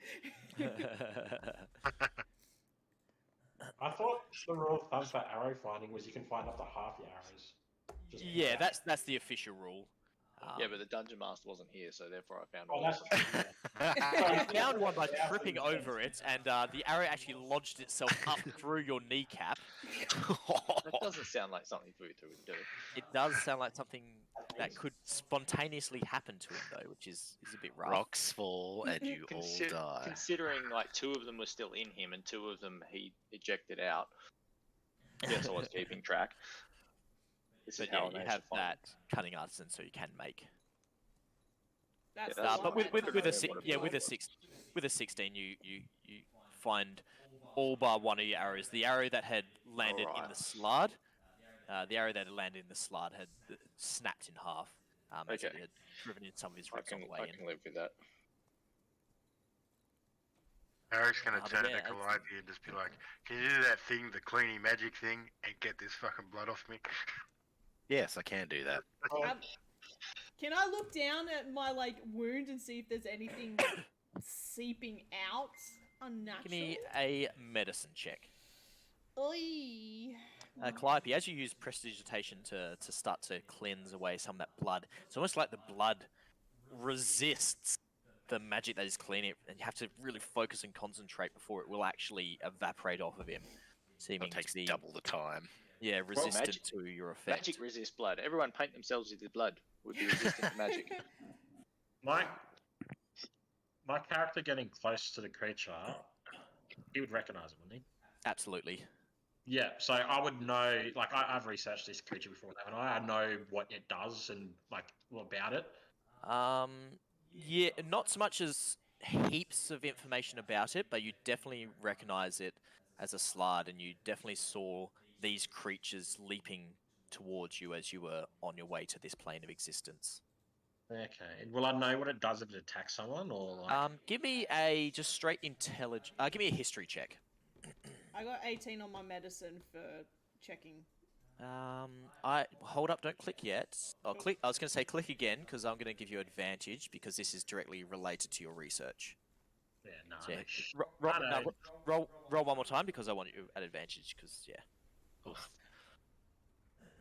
just straight roll. Oh, yeah. nice. So yeah, you definitely recognize this creature as the slard, or a red slard specifically, by the color of its skin. And while still a lot is unknown, you do remember reading some stuff about these creatures in your research in the library of the Raven Queen. You know that it's chaotic magic of its birth within the plane of the chaotic magic within the plane that it actually comes from, within Limbo, gives it resistance against any sort of spells and other magical effects. You know that it can heal itself to a certain extent. As long as it's still alive, it can keep healing. And Oh, you dropped. Bryce has gone bye-bye. Freedom! Try to take off pants and dance again. Oh, he's back. Put pants back on. but yeah, so you know it's got resistance against magical effects. Well, as long as it is alive, it will keep regenerating slowly, and with unnatural healing speed. But once it's dead, it doesn't come back. It's not like trolls that you've read of where they can just revive themselves, or certain undead creatures. But most notably, you remember reading about the fact that Slard can infect their hosts, and quite often they will inject small tadpoles and larvae Oh my god. to their hosts, which will then, over a sometimes short period, sometimes longer period, they'll gestate and grow and eat their host from the inside out before exploding as a larger tadpole before growing into a full-blown slard. Okay. So, then. So there's a aliens. slard egg in there. Yeah, Do so you knowing kill that, this like, boss? Yeah, knowing that information, like about the creature, you just see like my eyes go wide, and like I say, we need to get. Like I basically say to Phaedra and Vharik, yous are infected. We need to get this creature out of you right now. Phaedra, as he says that, you checking yourself out, you're wiping some of the blood away, and you swear you saw a hint of movement as you looked into the wound, and you feel something crawling deeper inside of your body. Can I try and grab it? Oh, hang on. There's people dropping out? No.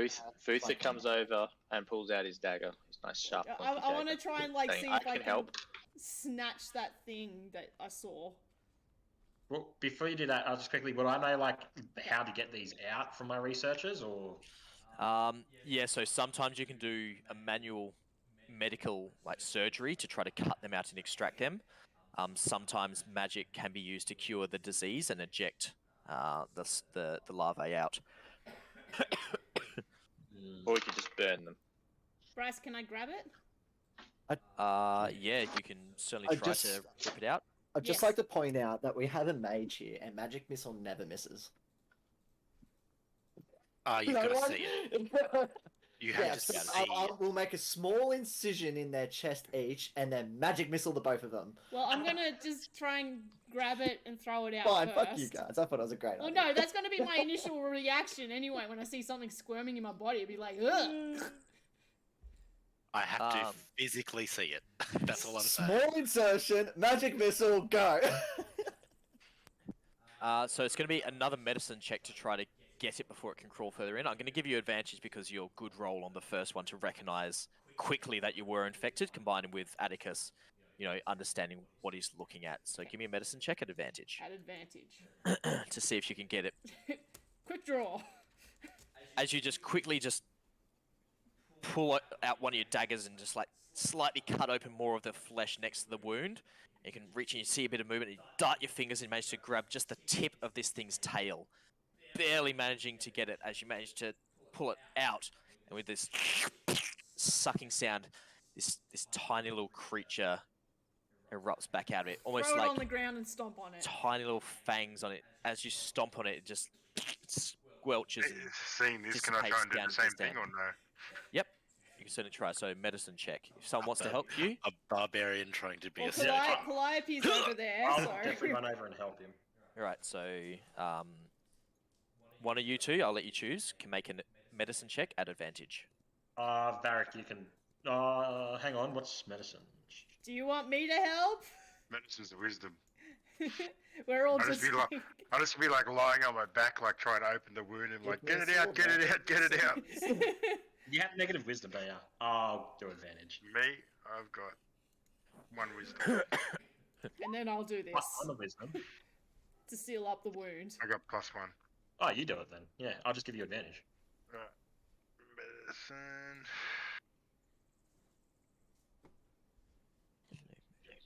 Yeah. I think. Yeah. So as the two of you quickly scan him over and wiping away the blood with Calliope's help, find the small incision where one of the claws are jammed into your torso, pulling your knife out and just cutting it open again, a little bit messier than on Phaedra, and you see just a hint of movement as it's tunneling in close, and you dart your fingers in and you miss the tail of this thing as it gets deeper, and you just jam your hand deeper into the incision. And you feel that squishy movement. You latch your fingers onto it, pull it out and away, and you barely just manage to extract this As small tadpole that happens, larvae. I'll be How like, many hey, how much Vharik, damage do I inflict? you got clawed there twice, didn't you? Didn't Got you? bit twice. Yes. You got bit twice, buddy. Yeah. I think there's a second one in here somewhere, possibly. I'm borderline passing out from the pain. Alright, Just I'm feel gonna like- check him over. Yeah, so you take 3 points of slashing damage as they're essentially fisting your chest cavity. Do 1 because I'll healing hand 2. To take just the 1 because I'll do the healing hand for 2 to try and keep. Did you him wanna- conscious. Did you want to check for another one? Is that what you're doing? Yeah, but I've also healed him up. Okay. So that's why I said you said 3 points. He just takes 1 if I do the healing hand for 2. Yep. Yep. Okay. Cool. So he's not passing out just yet. All right, give me another medicine check. Add advantage from again. Yeah, I'm Yeah, not, if, yeah, if the Yeah. I'm not digging in my chest again. Someone else can. Yeah, I'll come out and do it. yeah, so the two of you combined, Atticus and Phaedra, you can get in there by yourselves. Wait, what? I'll slice him up and I'll grab the other one. Yeah, so you find the other wound on his other side where the left-hand claw had dug into it. Kick him over. And yeah, you just open it up deeper so you can see inside and reaching your fingers in and moving it around. And you swear you feel something slimy moving. Then you just realize it's probably just maybe his intestines.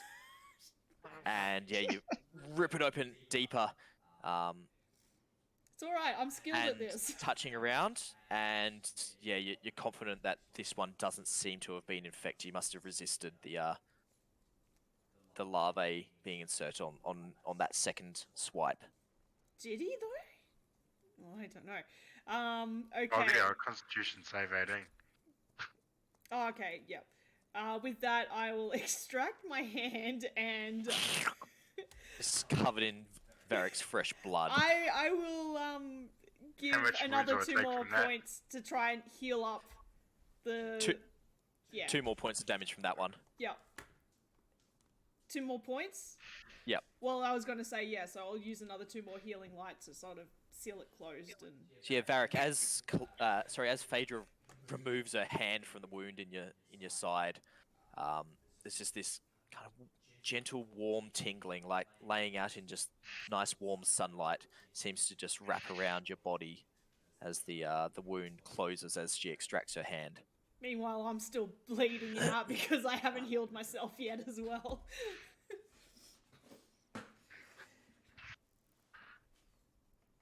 Which I might. Yeah, with the I'm just. Moose. Oi. Sorry, Moose is eating himself again. Yeah, so with the immediate panic subsiding, what would you like to do? I'm gonna bandage up my chest wounds and feel sorry for myself. Can I just do a medicine check on myself to sort of seal myself up?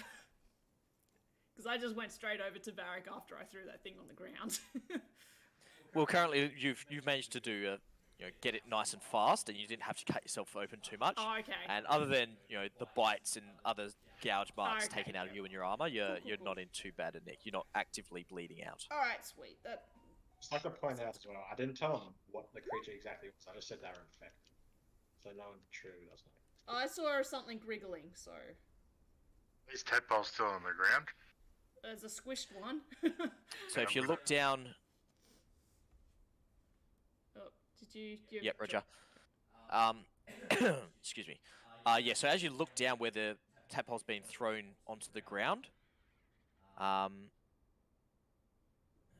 the small tadpole creatures seem to have just evaporated into nothingness, just leaving a slight dark stain on the ground where you throw them to. Mm, Day just gets weirder and weirder. I don't think I like those. But Zolmos, realizing the direction this creature was traveling, looks up and rushes back north a little bit through the long grass to check on Aunt Mercedes and Skooma Joe. You guys following? Are you staying here? Can I cut off like a sample of its claws or something like that? Yeah, quickly if you want to do a quick Hand. survival check as you. Check its guts as well. It's been eating people. I'll rip open its guts and see its contents. Okay, give me a medicine or survival check. Which one am I better at? I will Well, not be she- assisting because that's gross. While she's doing that, who's chasing off after Zolmos and who's staying? Did you say With you had Phaedra. advantage? I don't know. I can't remember. I'll stay over here and watch the dissection. Yeah, Vutha can help you. Okay, yep. Yeah, so slicing open its stomach and pulling it open, you can see some fresh chunks of just human skin in there, but not a whole bunch. Seems he'd had a bit of a chew on that person, but the rest of his stomach is pretty empty, honestly. Okay, so surmise that one. Did wait, what happened to that body, by the way, near the tents? That's still back there. I just deleted it because you guys ran south and then Oh, back north again, okay, essentially. okay. So you're still, Alright. yeah, we just. But had you shoved said it there was around. claw marks on that as well, didn't you? Yes. Yep. So that Ah, body had these ah. massive claws. Yeah, somebody And you might want to imme- burn that body as I'm running over to Skooma Joe. Somebody might want to burn that body!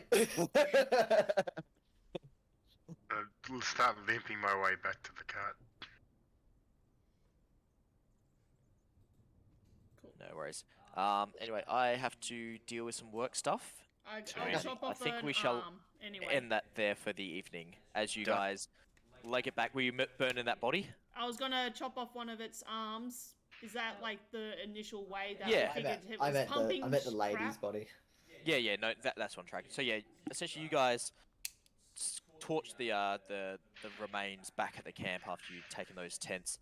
Phaedra, yeah, you're able to slice open the arm. As you're actually cutting into it, near where some of the claws connect into its hand, there's this weird sack that you see moving slightly, and as you watch, the movement halts. And slicing it open a little bit, you can see a whole bunch of these small tadpoles just squelch Do out I have like. a jar? I've got a jar. Can I put it in? I'm gonna put that stuff in. And be like, here, Atticus, here. You like As stuffy you, things? As you get this, it's almost like what's the eggs that you eat, the fish eggs? It starts with C. Caviar. Caviar. It's almost like caviar that just oozes out of this, and you pour it into a jar. But even as you watch, there's just these flickering kind of magical lights wrap around these tadpoles, this larvae, and they just slowly, as you watch, disintegrate just into this just plain grey dust. And eventually it just keeps getting finer and finer until the jar is empty after, the space of a minute or so. Huh. Okay. And we burn that body then. I'll keep its hand though, the clawed hand. No worries. So you can hold onto its hand. Yeah, you can still see the hand with the claw and the egg sac where it was, but all the tadpoles inside seem to have died and started to disintegrate as soon as they died. Yeah. Can make Wolverine style claws out of his claws. Oh, that would be so cool. Yeah, rushing back to in the vicinity of the cart, you can see Skooma Joe standing up tall, looking out, and he sees you rushing.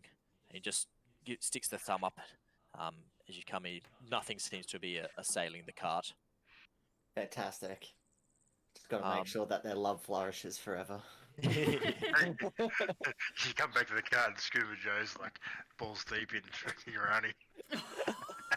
Let's go, Joe! Ah! Fock and Alexander are just watching.